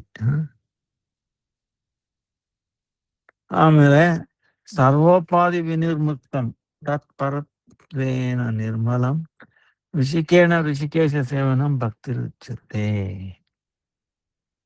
ಅಂದ್ರೆ ಅಪ್ರಾಕೃತ ಇಂದ್ರಿಯಗಳ ದ್ವಾರ ಅಪ್ರಾಕೃತ ಇಂದ್ರಿಯಾಧಿಪತಿ ಶ್ರೀ ಕೃಷ್ಣನಿಗೆ ಸೇವಾ ಭಕ್ತಿ.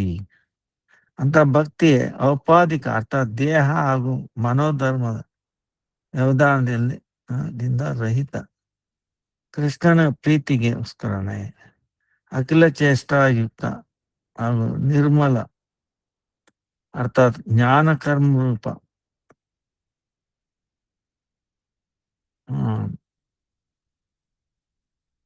ಇಂದ ನಾವು ಅಚೇತರಾಗಿ ಮುಚ್ಕೊಂಡಿರಬಾರದು.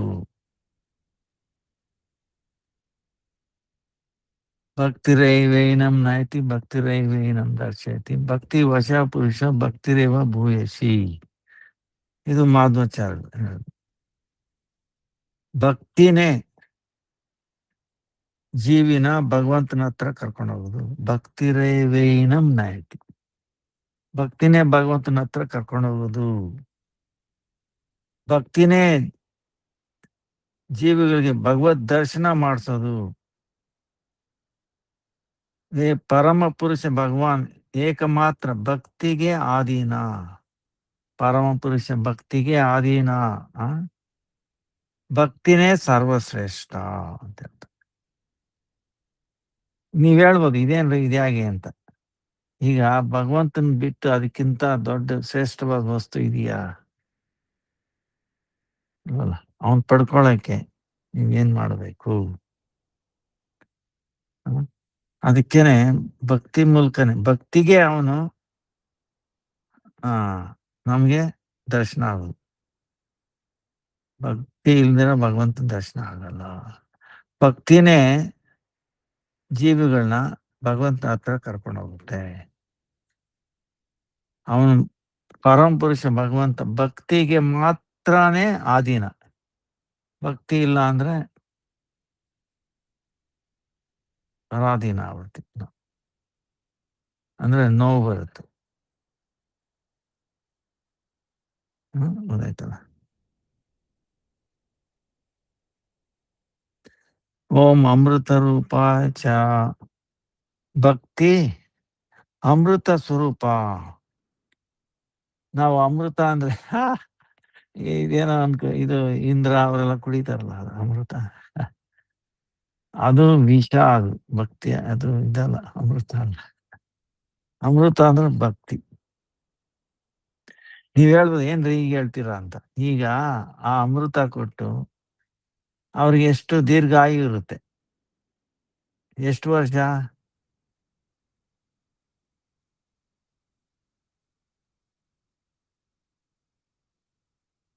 ಎಷ್ಟು ವರ್ಷ ಇರುತ್ತೆ? ಅಂದ್ರೆ ನೀವು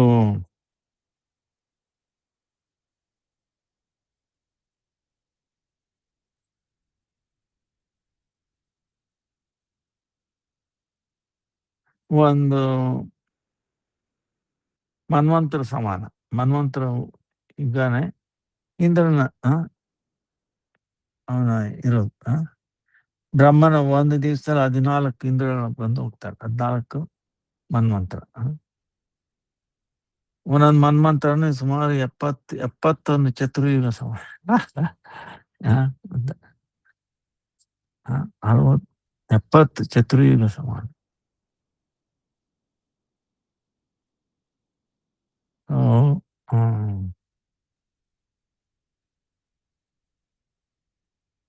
ಸೊ ಅದಕ್ಕೆ ಅವನು ಅಮೃತ ಅಂತ. ಅದು ಅಮೃತ ಅಂದ್ರೆ ಅದಲ್ಲ. ಅಮೃತ ಅಂದ್ರೆ ಶಾಶ್ವತವಾಗಿ. ಅದಕ್ಕೆ ಭಕ್ತಿನೇ ಅಮೃತ ಸ್ವರೂಪಿಣಿ. ಓಂ ಲಬ್ಧ್ವಾ ಪುಮಾನ್ ಸಿದ್ಧೋರ್ಭವತಿ ಅಮೃತಿ ಭವತಿ ತೃಪ್ತೋ ಭವತಿ. ಅಂದ್ರೆ ಆ ಭಕ್ತಿನ ಪ್ರಾಪ್ತಿಯಾದಾಗ ಜೀವ ಸಿದ್ಧ ಆಗ್ತಾನೆ. ಸಿದ್ಧ ಅಂದ್ರೆ ಕೃಷ್ಣ ಪ್ರೇಮ ಸಿಗುತ್ತೆ. ಇನ್ನೇನು ಬೇಕಾಗಲ್ಲ ಅವನಿಗೆ. ಸಿದ್ಧಿ ಪಡ್ತಾನೆ. ಸಿದ್ಧಿ ಪಡ್ಕೊಳ್ತಾನೆ ಭಕ್ತಿಯಿಂದ. ಭಕ್ತಿನ ಪ್ರಾಪ್ತಿ ಆದ್ರೆ ನಮ್ಗೆ ಸಿದ್ಧಿ ಆಗುತ್ತೆ. ಈಗ ಮಾಡೋದು, ಈಗ ಅನ್ನೋದು ಅವೆಲ್ಲ ಸಿದ್ಧಿ ಅಲ್ಲ. ನಮ್ಮನ್ನ ಈ ಪ್ರಪಂಚದಲ್ಲಿ ಬಂಧನ ಮಾಡುತ್ತೆ, ನೋವು ಪಡುತ್ತೆ. ಸೊ ನಮ್ಗೆ ಈ ಶುದ್ಧವಾದ ಭಕ್ತಿ ಪ್ರಾಪ್ತಿ ಆದ್ರೆ ಜೀವ ಸಿದ್ಧಿ ಆಗುತ್ತಾನೆ. ಹಾಗೂ ಅಮೃತತ್ವ ಅಂದ್ರೆ ಮೋಕ್ಷ ಪ್ರಾಪ್ತಿ ಆಗ್ತದೆ. ಹಾಗೂ ಆತ್ಮ ತೃಪ್ತ ಆಗ್ತಾರೆ.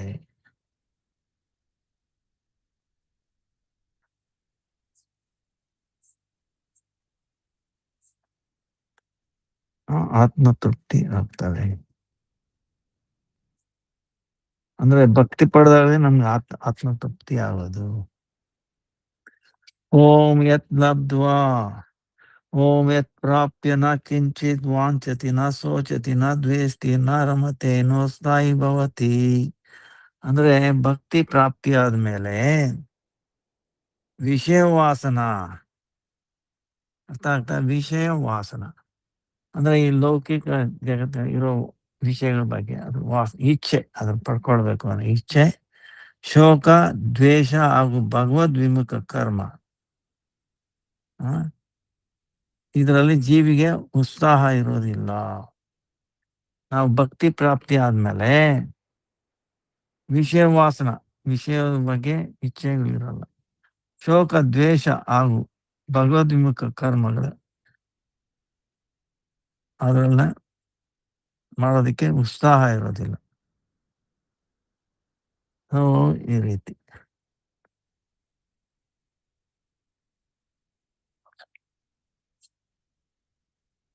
ಆ ಭಕ್ತಿನಲ್ಲಿ ವೈದಿಕ ಭಕ್ತಿ, ರಾಗ ಭಕ್ತಿ, ರಾಗಾನುಗ, ಉಪಾನುಗ, ಹಾಗೆ. ಸೊ ಇಲ್ಲಿ ಅದಕ್ಕೇನೆ ಅನ್ಯಾಭಿಲಾಷಿತ ಶೂನ್ಯಂ ಜ್ಞಾನ ಕರ್ಮಾದಿ ಅನಾವೃತಂ ಅನುಕೂಲೇನಾನು ಕೃಷ್ಣಾನುಶೀಲನಂ ಭಕ್ತಿರುತ್ತಮ. ಭಕ್ತಿ ಬಿಟ್ಟು ಇನ್ಯಾವರೇ ರೀತಿ ಅನ್ಯ ಅಭಿಲಾಷ, ಜ್ಞಾನ ಕರ್ಮ ಯೋಗ, ತಪ ಹಾಗೂ ಭಕ್ತಿಗೆ ಪ್ರತಿಕೂಲ ಭಾವಗಳ ದ್ವಾರ ಆತ್ಮದ ನಿತ್ಯ ಸ್ವಾಭಾವಿಕ ವೃತ್ತಿ. ಇದನ್ನ ನೋಡಿ, ನಿತ್ಯ ಸ್ವಾಭಾವಿಕ ವೃತ್ತಿ ಭಕ್ತಿ ಮುಚ್ಚಿರಬಾರದು. ಅದೇ ಉತ್ತಮ, ಅರ್ಥಾತ್ ಶುದ್ಧ ಭಕ್ತಿ ಅಂತ ಹೇಳ್ತಾರೆ. ಆತ್ಮಕ್ಕೆ ಭಗವಂತನ ಮೇಲೆ ಅನುರಾಗ ಇದೆ. ಅದು ಆರ್ಟಿಫಿಷಿಯಲ್ ಅಲ್ಲ, ನಿತ್ಯವಾಗಿ. ಸೊ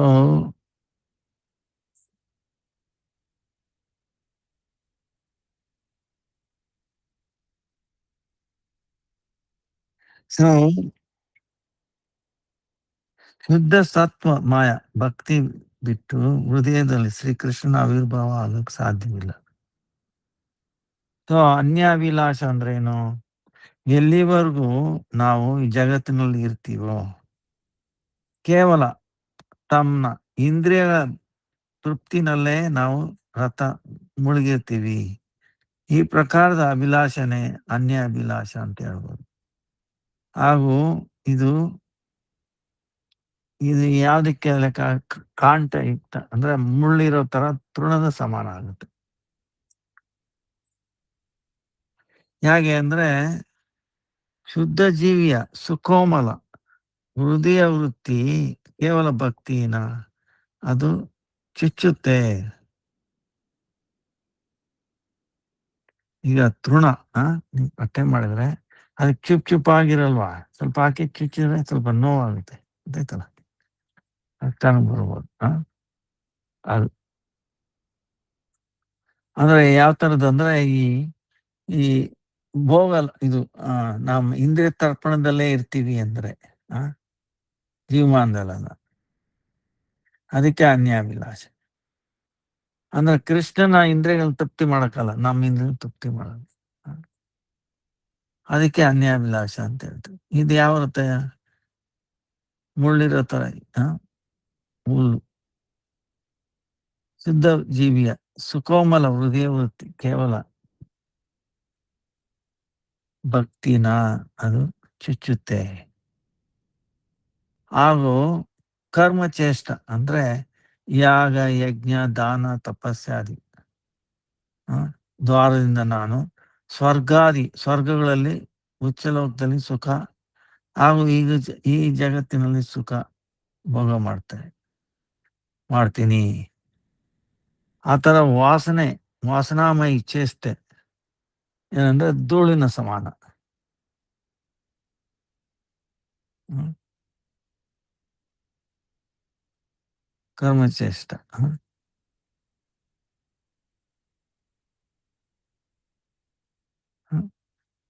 ಮೇಲೆ ಲೋಕಗಳು ಇಲ್ಲಿನು ನಾವು ಆ, ಸುಖವಾಗಿರ್ತೀವಿ ಅನ್ನೋದು.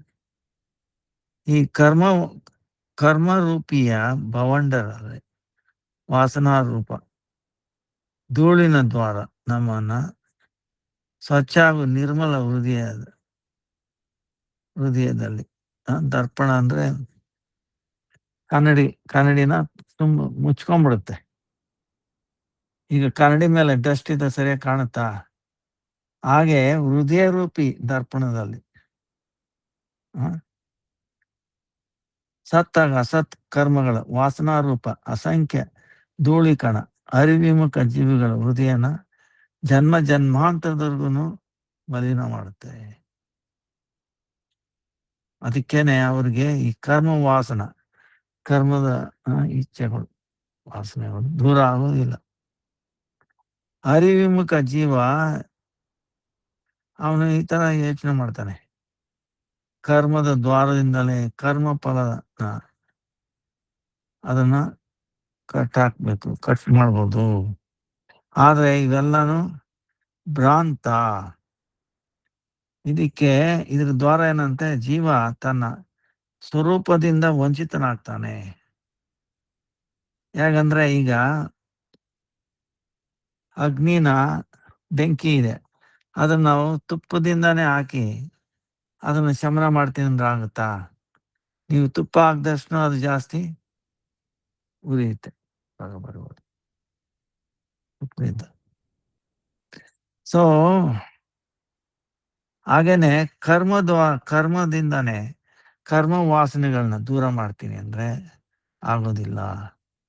ಏಕಮಾತ್ರ ಕೇವಲ ಭಕ್ತಿ, ಶುದ್ಧ ಭಕ್ತಿ ದ್ವಾರದಿಂದಾನೇ ಜೀವಿಗಳ ಸಮಸ್ತ ಸ್ವಸುಖ ವಾಸನೆಗಳು ದೂರ ಆಗೋದು. ಆವಾಗಲೇ ನಿರ್ಮಲ ಹೃದಯ ಸಿಂಹಾಸನದಲ್ಲಿ ಶ್ರೀ ಭಗವಾನ್ ಕೃಷ್ಣ ವಿಶ್ರಾಮ ಮಾಡೋದಕ್ಕೆ ಯೋಗ್ಯ ಸ್ಥಾನ ಆಗುತ್ತದೆ. ಆದ್ರಿಂದಾನೇ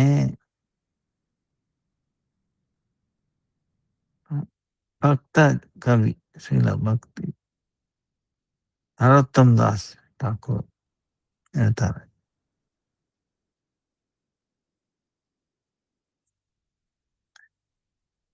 ಏನ್ ಹೇಳ್ತಾರೆ ನರೋತ್ತಮ್ ಠಾಕೂರ್? ತುಮಾರ ಹೃದಯ ಸದಾ ಗೋವಿಂದ ವಿಶ್ರಾಮ. ಅರ್ಥಾತ್ ಭಕ್ತರ ಹೃದಯದಲ್ಲೇ ಸದಾ ಶ್ರೀ ಗೋವಿಂದ ವಿಶ್ರಾಮ ಮಾಡ್ತಾರೆ. ನಮ್ಮ ಪರಮ ಗುರುಗಳು ಇದನ್ನ ತುಂಬಾ ಚೆನ್ನಾಗಿ ಹೇಳ್ತಾರೆ. ಏನಂದ್ರೆ ಗೋವಿಂದ ಯಾರ ಹೃದಯದಲ್ಲಿ ಅವನು ವಿಶ್ರಾಮ ಮಾಡ್ತಾನೆ. ವಿಶ್ರಾಮ ಸ್ವಲ್ಪ ರೆಸ್ಟ್ ತಗೊಳ್ತಾನೆ. ಯಾರ ಹೃದಯದಲ್ಲಿ? ಭಕ್ತರ ಹೃದಯದಲ್ಲಿ ಗೋವಿಂದ ವಿಶ್ರಾಮ ಮಾಡ್ತಾನೆ. ಯಾಕೆ ಬೇರೆ ಹೃದಯದಲ್ಲಿ ಯಾಕೆ ಮಾಡಲ್ಲ? ಈಗ ಕರ್ಮಿಗಳು ಹೃದಯದಲ್ಲಿ ಅವ್ರೇನ್ ಹೇಳ್ತಾರೆ? ಭಗವಂತ ನನಗೆ ಇದು ಬೇಕು, ಇದು ಬೇಕು, ಇದು ಬೇಕು ಅಂತ ಲಿಸ್ಟ್ ಸೇರಿಸ್ತಾರ. ಸೊ ಭಗವಂತ ಅಂತ ಕರ್ಮಿಗಳಿದ್ರಲ್ಲಿ ಆಯ್ತಪ್ಪ ನೀನ್ ತಗೋ ತಗೋ ಅಂತ ತೋರಿಸ್ತಾನೆ ಇರ್ತಾನೆ. ಸೊ ಇವಾಗ ಇವ್ರು ಹೇಳೋದು ಆ ಭಕ್ತನ ಹೃದಯದಲ್ಲಿ ಅವನು ವಿಶ್ರಾಮ ಮಾಡ್ತಾನೆ. ಯಾಕಂದ್ರೆ ಭಕ್ತನ ಹೃದಯದಲ್ಲಿ ಆ ಲಿಸ್ಟ್ ಏನು ಇರಲ್ಲ.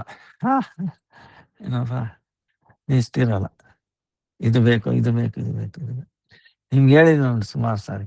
ಇಲ್ಲಿಂದ ತಿರುಪ್ತಿ ನಡ್ಕೊಂಡು ಹೋಗ್ತಾರೆ, ಬೆಟ್ಟ ಹತ್ತಾರಲ್ಲಿ. ಹತ್ಬಿಟ್ಟು ಭಗವಂತನಿಗೆ ಹೇಳ್ತಾರೆ, ಶ್ರೀನಿವಾಸ ಶ್ರೀನಿವಾಸ ಬೆಂಗಳೂರಿನಿಂದ ನಡ್ಕೊಂಡು ಬಂದೆ, ಬೆಟ್ಟ ಹತ್ತಿದೆ, ಕಾಲು ತುಂಬಾ ನೋವಾಗ್ತಾ ಇದೆ. ದಿನಕ್ಕೆ 30-40 ಕಿಲೋಮೀಟರ್ ನಡೆದಿರೋದು. ಸ್ವಾಮಿ ಎಷ್ಟು ಕಷ್ಟಪಟ್ಟು ನಾನು ಬಂದಿದ್ದೀನಿ, ನನಗೆ ಇದು ಬೇಕು, ಇದು ಬೇಕು, ಇದು ಬೇಕು ಅಂತ ತೋರಿಸ್ತೀವಿ ಲಿಸ್ಟ್. ಆದ್ರೆ ಅಲ್ಲಿ ಭಗವಂತಂದು ಏನು ಪರಿಸ್ಥಿತಿ? 24 ಗಂಟೆನಲ್ಲಿ ಅರ್ಧ ಗಂಟೆ ಅವನಿಗೆ ವಿಶ್ರಾಮ.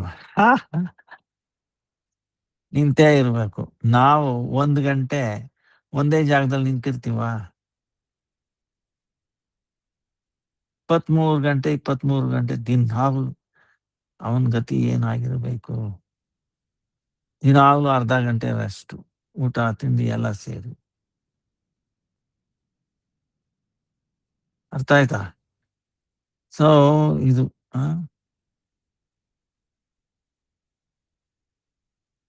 ಸೊ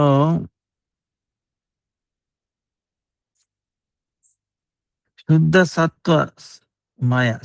ಸತ್ವಮಯ ಭಕ್ತಿ ಬಿಟ್ಟು ಹೃದಯದಲ್ಲಿ ಶ್ರೀಕೃಷ್ಣನ ಆವಿರ್ಭಾವ ಆಗೋದಿಲ್ಲ. ಅನ್ಯಾಭಿಲಾಷ ಅಂದ್ರೆ ಎಲ್ಲಿವರೆಗೂ ನಾನು ಈ ಜಗತ್ತಿನಲ್ಲಿ ಇರ್ತೀನೋ ಕೇವಲ ತನ್ನ ಇಂದ್ರಿಯಗಳ ಭೋಗದಲ್ಲೇ ನಾನು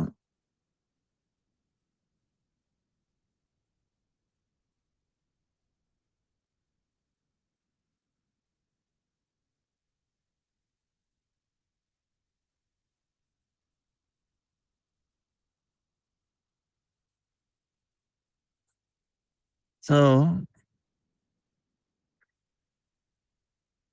ಕರ್ಮಚೇಷ್ಟ ಅಂದ್ರೇನು?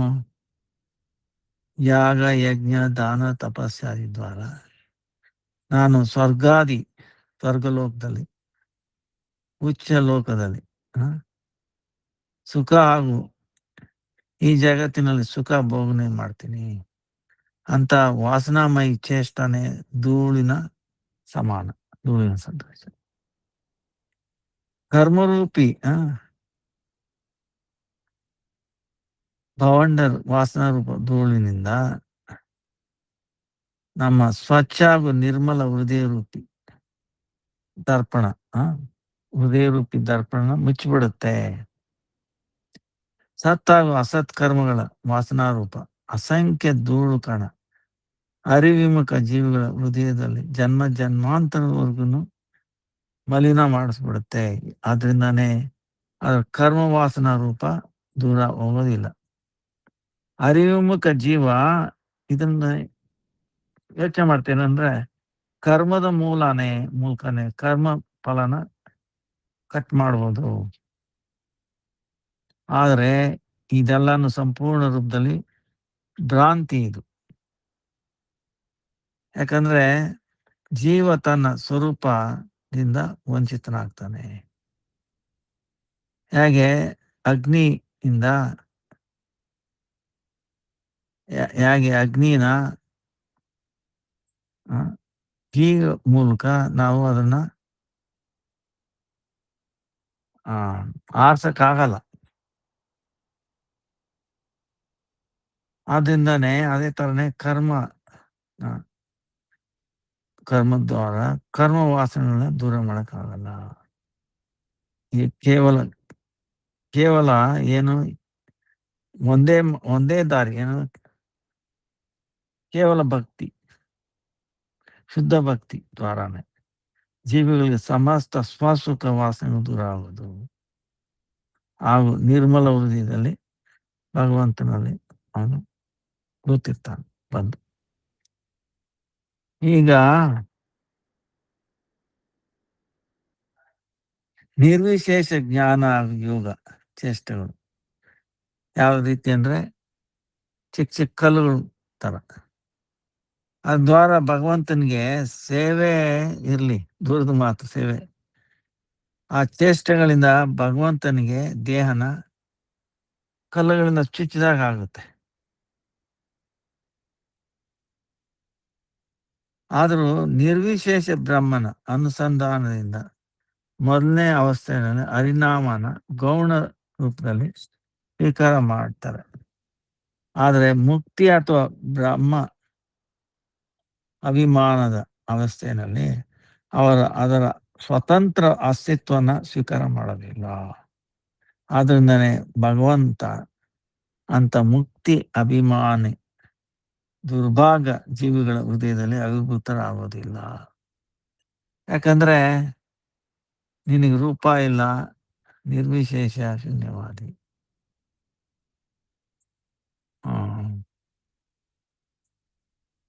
ಹೇಗೆ ಭಾಗವತಂ ಅಲ್ಲಿ ಚತುಶ್ಲೋಕಿ ಭಾಗವತಂ ಇದನ್ನೆಲ್ಲ ಹೇಳಿದ್ದಾರೆ.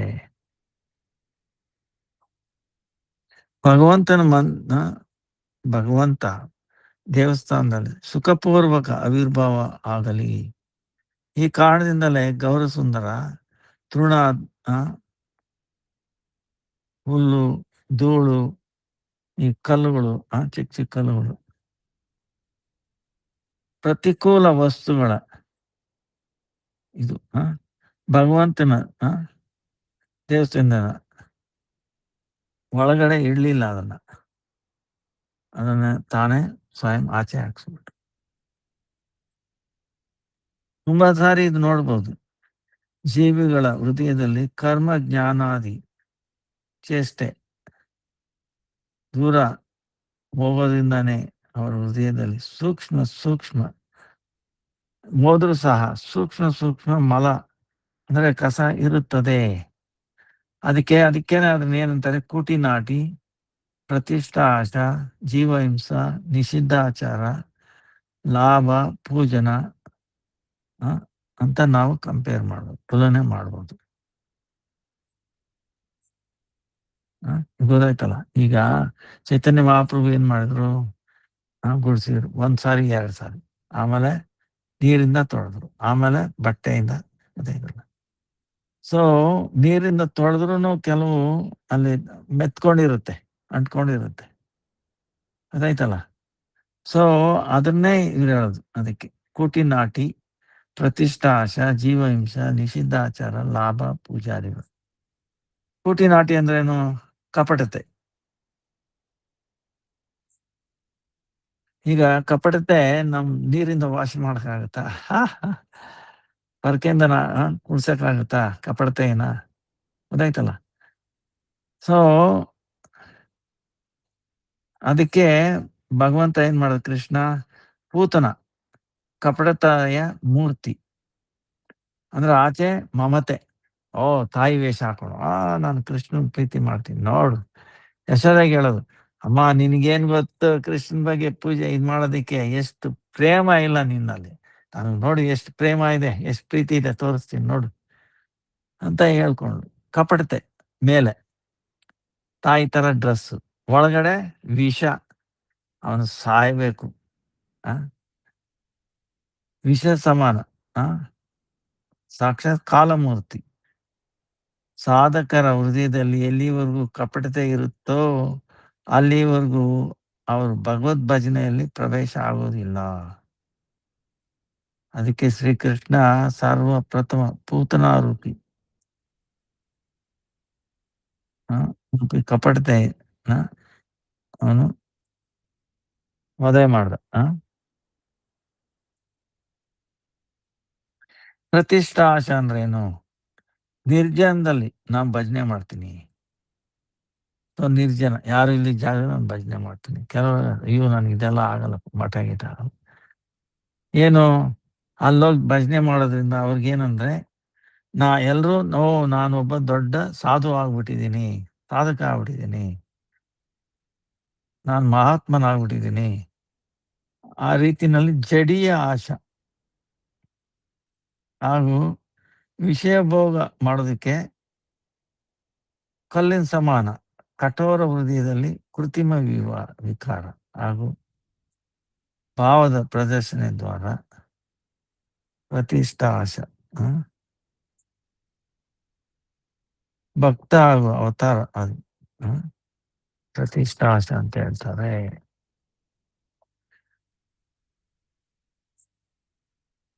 ಹಾಗೂ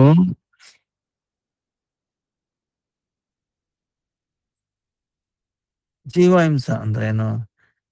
ಜೀವಿಗಳ ಹತ್ಯೆ ಯಾವುದೇ ಜೀವಿಗಳ ಹತ್ಯೆ ಮಾಡಬಾರದು. ಇದು ಸಾಮಾನ್ಯ ನಿಯಮ, ಇದು ಸಾಮಾನ್ಯ ಹಿಂಸೆ. ಆದರೆ ಈ ಹಿಂಸಾ ಅಂದ್ರೆ ಅರ್ಥ ಕೇವಲ ಕೈ ಅಂಗಗಳಿಂದ ಹಾಗೂ ಅಸ್ತ್ರ ಶಸ್ತ್ರಗಳಿಂದ ಅಂತ ಅಂತ ಅಲ್ಲ. ಅಂದ್ರೆ ನಾವು ನಾಲಿಗೆ ಹಾಗೂ ಮನಸ್ಸು ಹಾಗೂ ಹೃದಯ ದ್ವಾರ ಯಾರಿಗೆ ನಾವು ಕಷ್ಟ ಕೊಡಬಾರದು. ನಾಲಿಗೆ, ಆಮೇಲೆ ಮನಸ್ಸು ಹಾಗೂ ಹೃದಯದಿಂದ ಕೊಡಕ್ ಹೋಗಬಾರದು. ಈಗ ಹೃದಯನ ನಿರ್ಮಲ ನಾವು ಭಗವಂತನಿಗೆ ಅಲ್ಲಿ ವಿರಾಜಮಾನ ಮಾಡೋದಿಕ್ಕೆ ಇಚ್ಛೆ ಇತ್ತು ಅಂದ್ರೆ ಈರ್ಷ ದ್ವೇಷ ಮಾಡಬಾರದು. ವೈಷ್ಣವರ ನಿಂದನೆಯಿಂದ ದೂರ ಇರಬೇಕು. ಒಂದು ಪ್ರಕಾರದ ಹಿಂಸೆ. ಹೃದಯ ರೂಪಿ ಮಲಿನ ಮಂದಿರದಲ್ಲಿ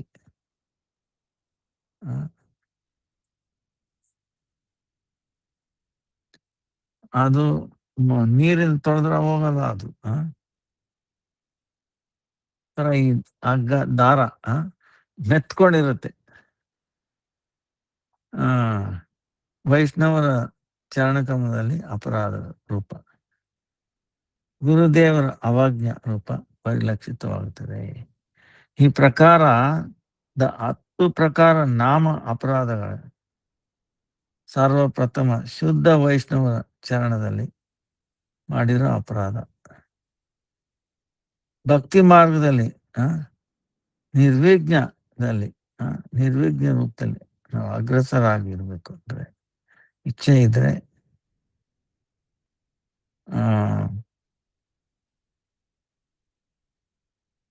ಅಂತ ತರ ಇದ್ರೆ ಸಾಧಕನಿಗೆ ಅಂತ ಶೀಘ್ರವಾಗಿ ಸಮಸ್ತ ಅಪರಾಧಗಳಿಂದ ಅವನು ಚುಟುಕಾರ ಅಂದ್ರೆ ವಿಮುಕ್ತಿ ಆಗ್ತಾನೆ.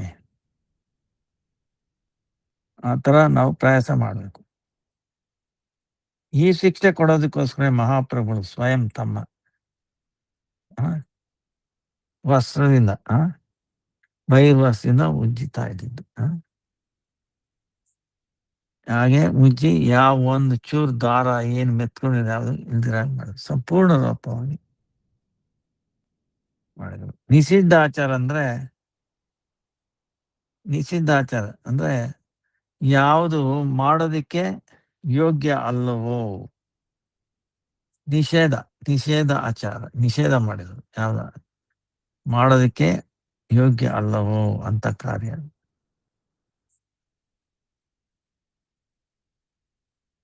ಏನು ಒಂದು ಉದಾಹರಣೆ? ಬ್ರಹ್ಮಚಾರಿ ಹಾಗೂ ಸನ್ಯಾಸಿಗಳಿಗೆ ಕಾಮವಾಸನೆಗಳಿಂದ ದೂರ ಇರಬೇಕು.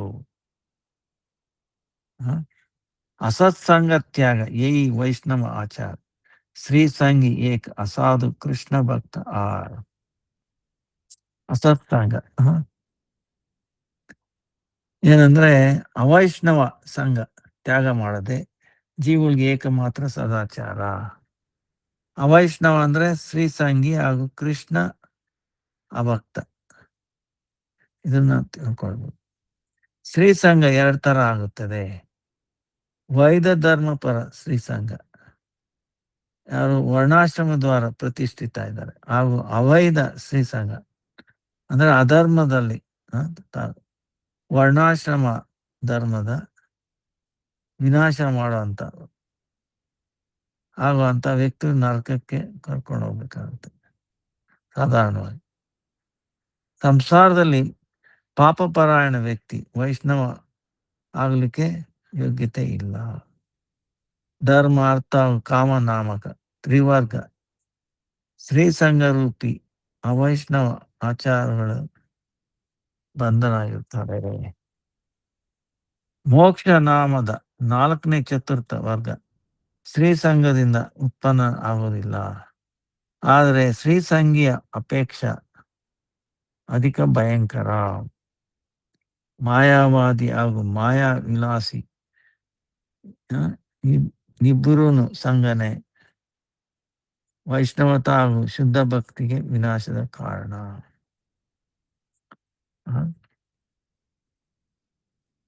ಸೊ ಇದೆಲ್ಲ ನಾವು ದೂರವಾಗಿರಬೇಕು. ಶ್ರೀಲ ರೂಪ ಗೋಸ್ವಾಮಿ ತಮ್ಮ ಉಪದೇಶಾಮೃತದ ಪ್ರಥಮ ಶ್ಲೋಕದಲ್ಲಿ ಈ ದೋಷಗಳ ಹಾಗೂ ಅನರ್ಥದ ವರ್ಣನೆ ಮಾಡಿದ್ದಾರೆ. ಹೇಗೆ ವಾಚೋ ವೇಗಂ, ಮನಸ ಕ್ರೋಧ ವೇಗಂ, ಜಿಹ್ವಾ ವೇಗಂ, ಉದರೋಪಾಸ್ತ ವೇಗಂ, ಏತಾನ್ ವೇಗಾನ್ ಯೋ ವಿಷಯೇತ ಧೀರಃ ಸರ್ವಮಪಿ ಮಾಂ ಪೃಥ್ವೀಂ ಸತ್ಯಾತ್. ಯಾರು ಧೀರ ಪುರುಷ, ಯಾರು ಧೀರ ಪುರುಷ ತಮ್ಮ ವಾಣಿಯ ವೇಗವನ್ನ, ಅಂದ್ರೆ ನಾವು ಸುಮ್ಮನೆ ಮಾತಾಡೋದು, ಸುಮ್ಮನೆ ಇಟ್ಕೊಳಕ್ಕಾಗಲ್ಲ, ನಾಲ್ಗೆನೆ ಇಟ್ಕೊಂಡು ಸಹ ಹಾಗೂ ಮನದ ವೇಗ, ಕ್ರೋಧ ವೇಗ, ಜೀವ ವೇಗ, ಉದರ ವೇಗ ಹಾಗೂ ಜನನೇಂದ್ರಿಯಗಳ ವೇಗ ಯಾರು ಸಹನೆ ಮಾಡೋದ್ರಲ್ಲಿ ಸಮರ್ಥರಾಗಿರ್ತಾರೋ ಅವರು ಸಮಸ್ತ ಪೃಥ್ವಿಯಲ್ಲಿ ಜನಗಳ ಮೇಲೆ ಶಾಸನ ಮಾಡಬಹುದು. ಅರ್ಥಾತ್ ಅಂತ ಜಿತೇಂದ್ರಿಯ ವ್ಯಕ್ತಿಗಳ ಜೊತೆನೆ ಇಷ್ಟ ಆಗ್ಬೋದು. ಇಷ್ಟ ಆಗ್ತಾರೆ ಎಲ್ಲರೂ. ಈ 6 ವೇಗಗಳ ಮೂಲ ಯಾವುದು? ನಾಲ್ಗೆ. ಈ ನಾಲ್ಗೆನೆಗೆ ಏನು ಮೂಳೆ ಇಲ್ಲ. ನಾಲ್ಗೆಗೆ ಯಾವ ಮೂಳೆ ಇಲ್ಲ, ಆಗ್ಬೇಕಾದ್ರೆ ಬೆಂಡ್ ಆಗುತ್ತದೆ. ಅದು ಈಗ ನಾವು ಆ ನಾಲ್ಗೆ ಮೇಲೆ ನಿಯಂತ್ರಣ ಇಲ್ಲ ಅಂದ್ರೆ ಬೇರೆ 5 ವೇಗ ವ್ಯಕ್ತಿಗಳನ್ನ ವಶೀಭೂತ ಮಾಡುತ್ತೇವೆ. ಅವು ಜೀವ ನಾಲ್ಗೆನ ವಶೀಭೂತ ಮಾಡಿಕೊಂಡು ಸಹ ಬೇರೆ ಎಲ್ಲ ವೇಗಗಳು ತಮ್ಮ ವಶದಲ್ಲಿ ಬಂದ್ಬಿಡುತ್ತೆ. ನಾಲಿಗೆಯಲ್ಲಿ 2 ಕಾರ್ಯ ನಡೆಯುತ್ತೆ. ಏನು? ಒಂದು ಮಾತಾಡೋದು ಹಾಗೂ ಊಟ ಮಾಡೋದು. ಮಾತಾಡೋದು, ಊಟ. ಈಗ ಮೊದಲನೇ ಕಾರ್ಯ ಅಂದ್ರೆ ಮಾತಾಡೋದು ಅಂಕುಶ ಇರಲಿಲ್ಲ ಅಂದ್ರೆ ವ್ಯಕ್ತಿ ವಾರ್ತಾಲಾಪ ಅಂದ್ರೆ ಮಾತಾಡೋದು ಅದನ್ನ ಇದ್ರಲ್ಲಿ ಮಾಡ್ಲಿಲ್ಲ ಅಂದ್ರೆ ವಾರ್ತಾಲಾಪ ಆಶಂಕ ಅಧಿಕ ಆಗಿರುತ್ತದೆ. ಅದ್ರಿಂದ ಏನಾಗುತ್ತಂದ್ರೆ ಅದರಿಂದ ವಿಕಟ ಸಮಸ್ಯೆಗಳು ಹುಟ್ಟಿಕೊಳ್ಳುತ್ತೆ. ಪೂರ ಜೀವನನೇ ನಷ್ಟ ಆಗ್ಬೋದು. ಈ ವಿಷಯದಲ್ಲಿ ನಮ್ಮ ಗುರುಗಳು 2 ಉದಾಹರಣೆ ಹೇಳ್ತಾರೆ. ಅಂದ್ರೆ ಮಾತಾಡೋದು ಅದ್ರ ಮೇಲೆ ಇದಿರ್ಲಿಲ್ಲ ಅಂತ. ಹೇಗಂದ್ರೆ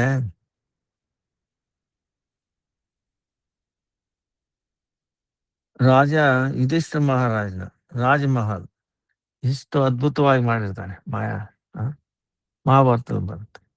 ಎಷ್ಟು ಅದ್ಭುತವಾಗಿ ಮಾಡಿರ್ತಾನಂದ್ರೆ, ಎಲ್ಲಿ ನೀರಿರುತ್ತೋ ಅಲ್ಲಿ ನೀರು ಹಾಗೂ ತಾಳ ಇದ್ರನ್ನ ಭೇದ ಇದು ಆ ಮಾಡೋದು ತುಂಬಾ ಕಠಿಣವಾಗ್ತಿತ್ತು. ಒಂದ್ಸಾರಿ ದುರ್ಯೋಧನ ನೀರ್ನ ಭೂಮಿ ಅಂತ ತಿಳ್ಕೊಂಡು ತಳ ಅದ್ರಲ್ಲಿ ಬಿದ್ಬಿಟ್ಟ.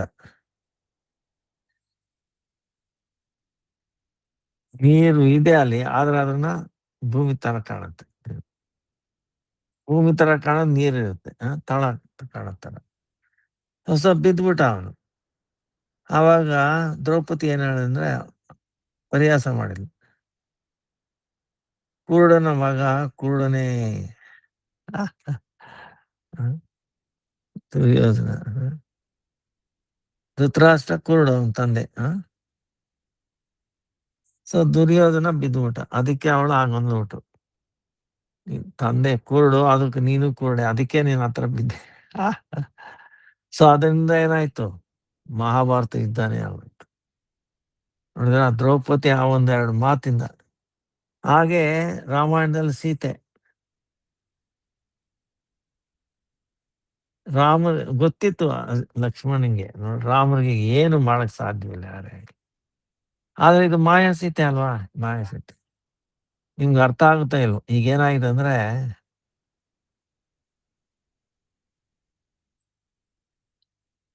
ಮಾಯಾ ಸೀತೆ ನಿಜವಾದ ಸೀತೆ ಅವತ್ತು ರಾಮಾಯಣದಲ್ಲಿದೆ.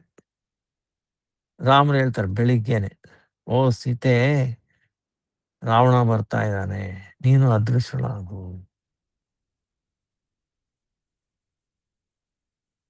ಸೊ ಇದು ಲಕ್ಷ್ಮಣನಿಗೂ ಗೊತ್ತಿಲ್ಲ. ಏನ್ ಮಾಡ್ತಾಳೆ ಲಕ್ಷ್ಮಣಿಗೆ ಆದೇಶ, ನಾನು ಬೆಂಕಿನ ಹಾಕಪ್ಪ, ನಾನು ಅದೃಶ್ಯಳಾಗಬೇಕು, ನಾನು ಏನು ಶುದ್ಧ ಆಗಬೇಕು. ಲಕ್ಷ್ಮಣ ಹೇಳ್ತಾರೆ, ಇದೇ ನೀವು ಬೆಂಕಿ ಹಾಕು, ನೀನು ಅದ್ರಲ್ಲಿ ಹೋಗೋದು ಅದೆಲ್ಲ ಸುಟ್ಟಾಗುತ್ತೆ, ಅದೆಲ್ಲ ಆಗ ನಾನು ಮಾಡಲ್ಲ ಅಂತ. ರಾಮನ ಮಕ ನೋಡ್ತಾನೆ. ರಾಮ ಹೇಳ್ತಾನೆ, ಇಲ್ಲ ಮಾಡು ಅಂತ. ಆವಾಗ ಲಕ್ಷ್ಮಣ ಹೇಳ್ತಾನೆ, ನೋಡಪ್ಪ, ನೀನು ನನ್ನ ಅಣ್ಣ, ನೀನ್ ಹೇಳಿದ ಮಾತು ನಾನು ಕೇಳಲೇಬೇಕು. ಇದು ಕಷ್ಟಕರ, ನಾನ್ ಬೆಂಕಿ ಹಾಕೋದು, ಸೀತೆ ಒಳಗಡೆ ಹೋಗೋದಂತೆ, ಇದು ಏನ್ ನ್ಯಾಯನ? ಆದ್ರೆ ನಿನ್ ಮಾತು ಕೇಳಲೇಬೇಕು, ನಾನ್ ಬೆಂಕಿ ಹಾಕಬೇಕು. ಆದ್ರೆ ಮುಂದೆ ಅವತಾರದಲ್ಲಿ ನಾನ್ ನಿನ್ನ ಅಣ್ಣನಾಗಿ ಬರ್ತೀನಿ, ಅಂದ್ರೆ ಬಲರಾಮ್ನಾಗ್ ಬರ್ತೀನಿ, ನೀನ್ ಕೃಷ್ಣ ಆಗಿ ಬರ್ತೀನಿ, ನನ್ ತಮ್ಮ ಆಗ್ತೀಯ. ಅವಾಗ ನೀನ್ ನನ್ ಮಾತು ಕೇಳ್ಬೇಕಾಗತ್ತೆ. ಸರಿ ಅಂತೇಳಿ ಆ ಬೆಂಕಿ ಮಾಡ್ತಾರೆ. ಸೊ ಒಳಗಡೆ ಹೋಗ್ತಾಳೆ ಮಾಯಾ ಸೀತೆ, ಆಚೆ ಬರ್ತಾಳೆ. ನಿಜವಾದ ಸೀತೆ ತನ್ನ ತಾಯಿ ಜೊತೆ, ಇಲ್ಲೋದ್ರೆ ಶಿವಲೋ ಕೈಲಾಸದಲ್ಲಿ ಇರ್ತಾಳೆ ಅಂತ ಹೇಳ್ತಾಳೆ. ಸೊ ಮಾಯಾ ಸೀತೆ ಬಂದ್ಲು, ಅವಳು ಮಾಯಾ ಸೀತೆ. ಇದು ಲಕ್ಷ್ಮಣನ್ಗೂ ಗೊತ್ತಿಲ್ಲ. ಆಮೇಲೆ ಏನಾಯ್ತು, ಜಿಂಕೆ ರೂಪದಲ್ಲಿ ಅವನು ಕಳಿಸ್ದ. ಯಾರು? ರಾವಣ. ಅವನು ಇವನಿಗೆ ಹೇಳ್ದ, ನೀನ್ ಜಿಂಕೆ ರೂಪದಲ್ಲಿ ಹೋಗಿ ಬಂಗಾರ ರೂಪದಲ್ಲಿ ನೀನು ಅವಳನ್ನ ಕರ್ಕೊಂಡೋಗಿ ದೂರ ಕರ್ಕೊಂಡು ಹೋಗು. ಯಾಕಂದ್ರೆ ರಾಮ ಇದ್ದಾಗ ಸೀತೆ ಎತ್ಕೊಂಡು ಹೋಗಕ್ ಆಗಲ್ಲ, ಅವನ್ ಗೊತ್ತಿದೆ. ಸೊ ಇದು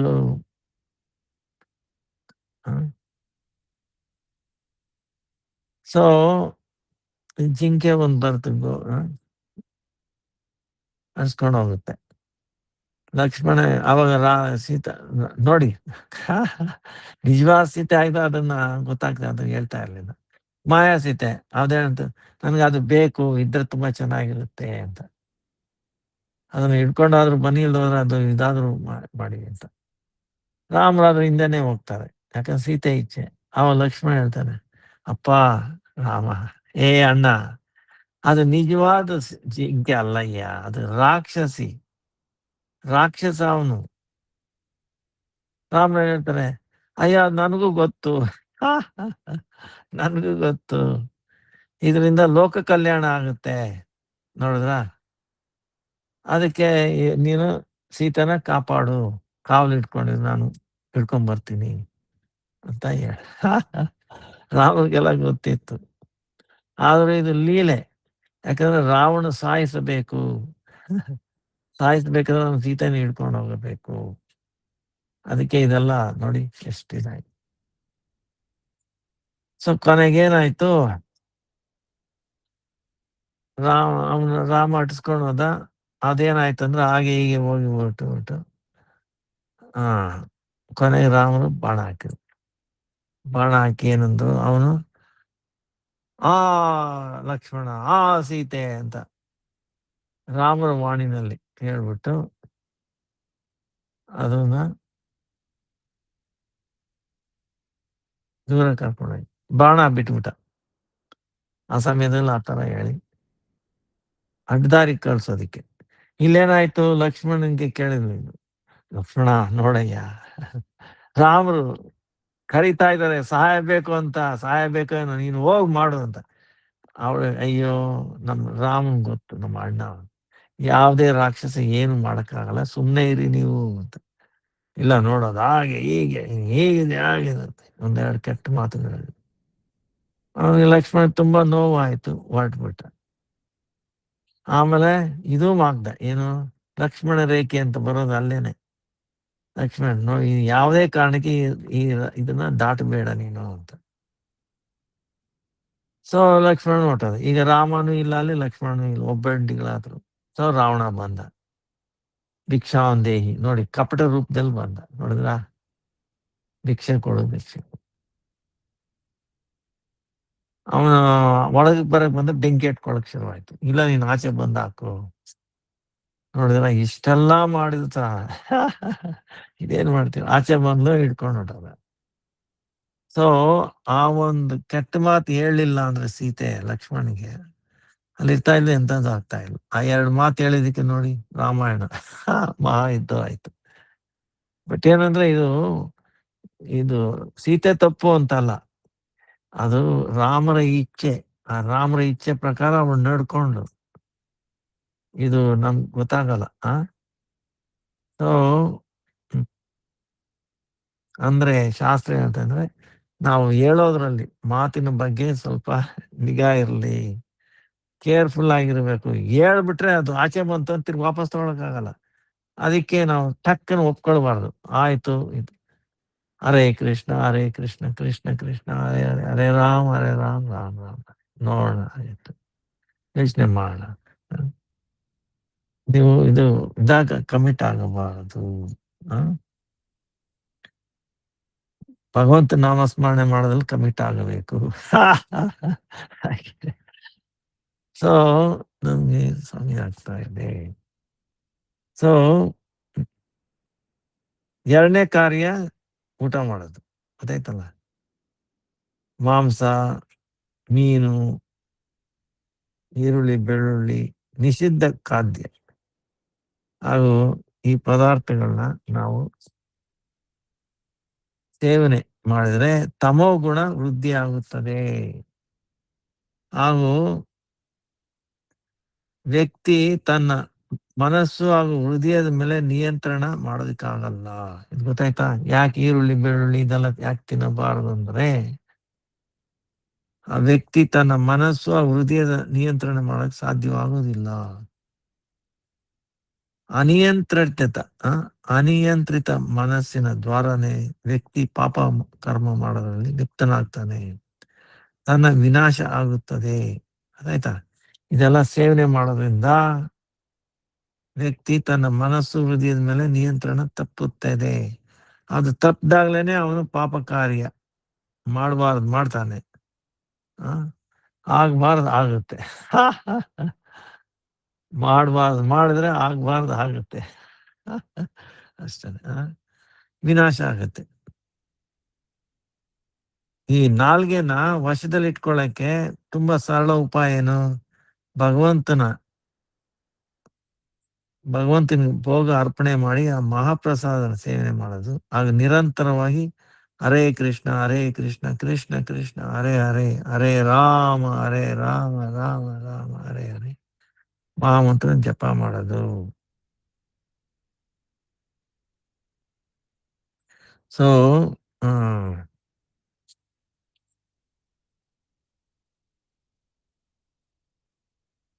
ಸೊ ಇದು ನಾವು ಕಲಿಬೇಕಾಗಿತ್ತು. ಆ ತರ ಎಲ್ಲ ಮಾಡಿದ್ರೆ ಆ ಭಗವಂತ ಜಗನ್ನಾಥ ಬಂದು ನಮ್ಮ ಹೃದಯದಲ್ಲಿ ವಿಶ್ರಾಮ ಮಾಡ್ತಾನೆ.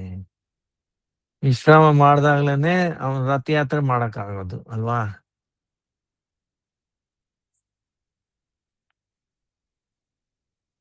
ಸೊ ಅದಕ್ಕೆ ಭಕ್ತಿ ವಿನೋದ್ ಠಾಕೂರಲ್ಲಿ ಪ್ರಾರ್ಥನೆ, ಗುರುಗಳು ನೋಡಿ ಪ್ರಾರ್ಥನೆ, ಭಗವಂತ ಗುರುಗಳೇ ವಿನೋದ್ ಠಾಕೂರ್ ನಾವು ಹೃದಯನ ಕ್ಲೀನ್ ಮಾಡೋದ್ರಲ್ಲಿ ನಮಗೆ ಸಹಾಯ ಮಾಡಿ, ಶುದ್ಧ ಮಾಡಿಸಿ, ಕೃಪೆ ಮಾಡಿ ಅಂತ ಈ ಪ್ರಾರ್ಥನೆ ಮಾಡಿ ಈ ಎರಡು ಇವತ್ತಿಗೆ ಸಮಯ ಆಯ್ತು ಮುಗಿಸೋಣ. ವಂಚ ಕಲ್ಪತರುಭ್ಯಶ್ಚ ಕೃಪಾ ಸಿಂಧುಭ್ಯೇವ ಚ ಪತಿತಾನಾಂ ಪಾವನೇಭ್ಯೋ ವೈಷ್ಣವೇಭ್ಯೋ ನಮೋ ನಮಃ. ಹರೇ ಕೃಷ್ಣ ಹರೇ ಕೃಷ್ಣ ಕೃಷ್ಣ ಕೃಷ್ಣ ಹರೇ ಹರೇ, ಹರೇ ರಾಮ ಹರೇ ರಾಮ ರಾಮ ರಾಮ ಹರೇ ಹರೇ, ಹರೇ ಕೃಷ್ಣ ಕೃಷ್ಣ ಕೃಷ್ಣ ಹರೇ ಹರೇ, ಹರೇ ರಾಮ ರಾಮ ರಾಮ ಹರೇ ಹರೇ. ದಂಡವತ್ ಪ್ರಣಾಮ್ ಎಲ್ರಿಗೂ. ಹರೇ ಕೃಷ್ಣ ಕೃಷ್ಣ ಕೃಷ್ಣ ಹರೇ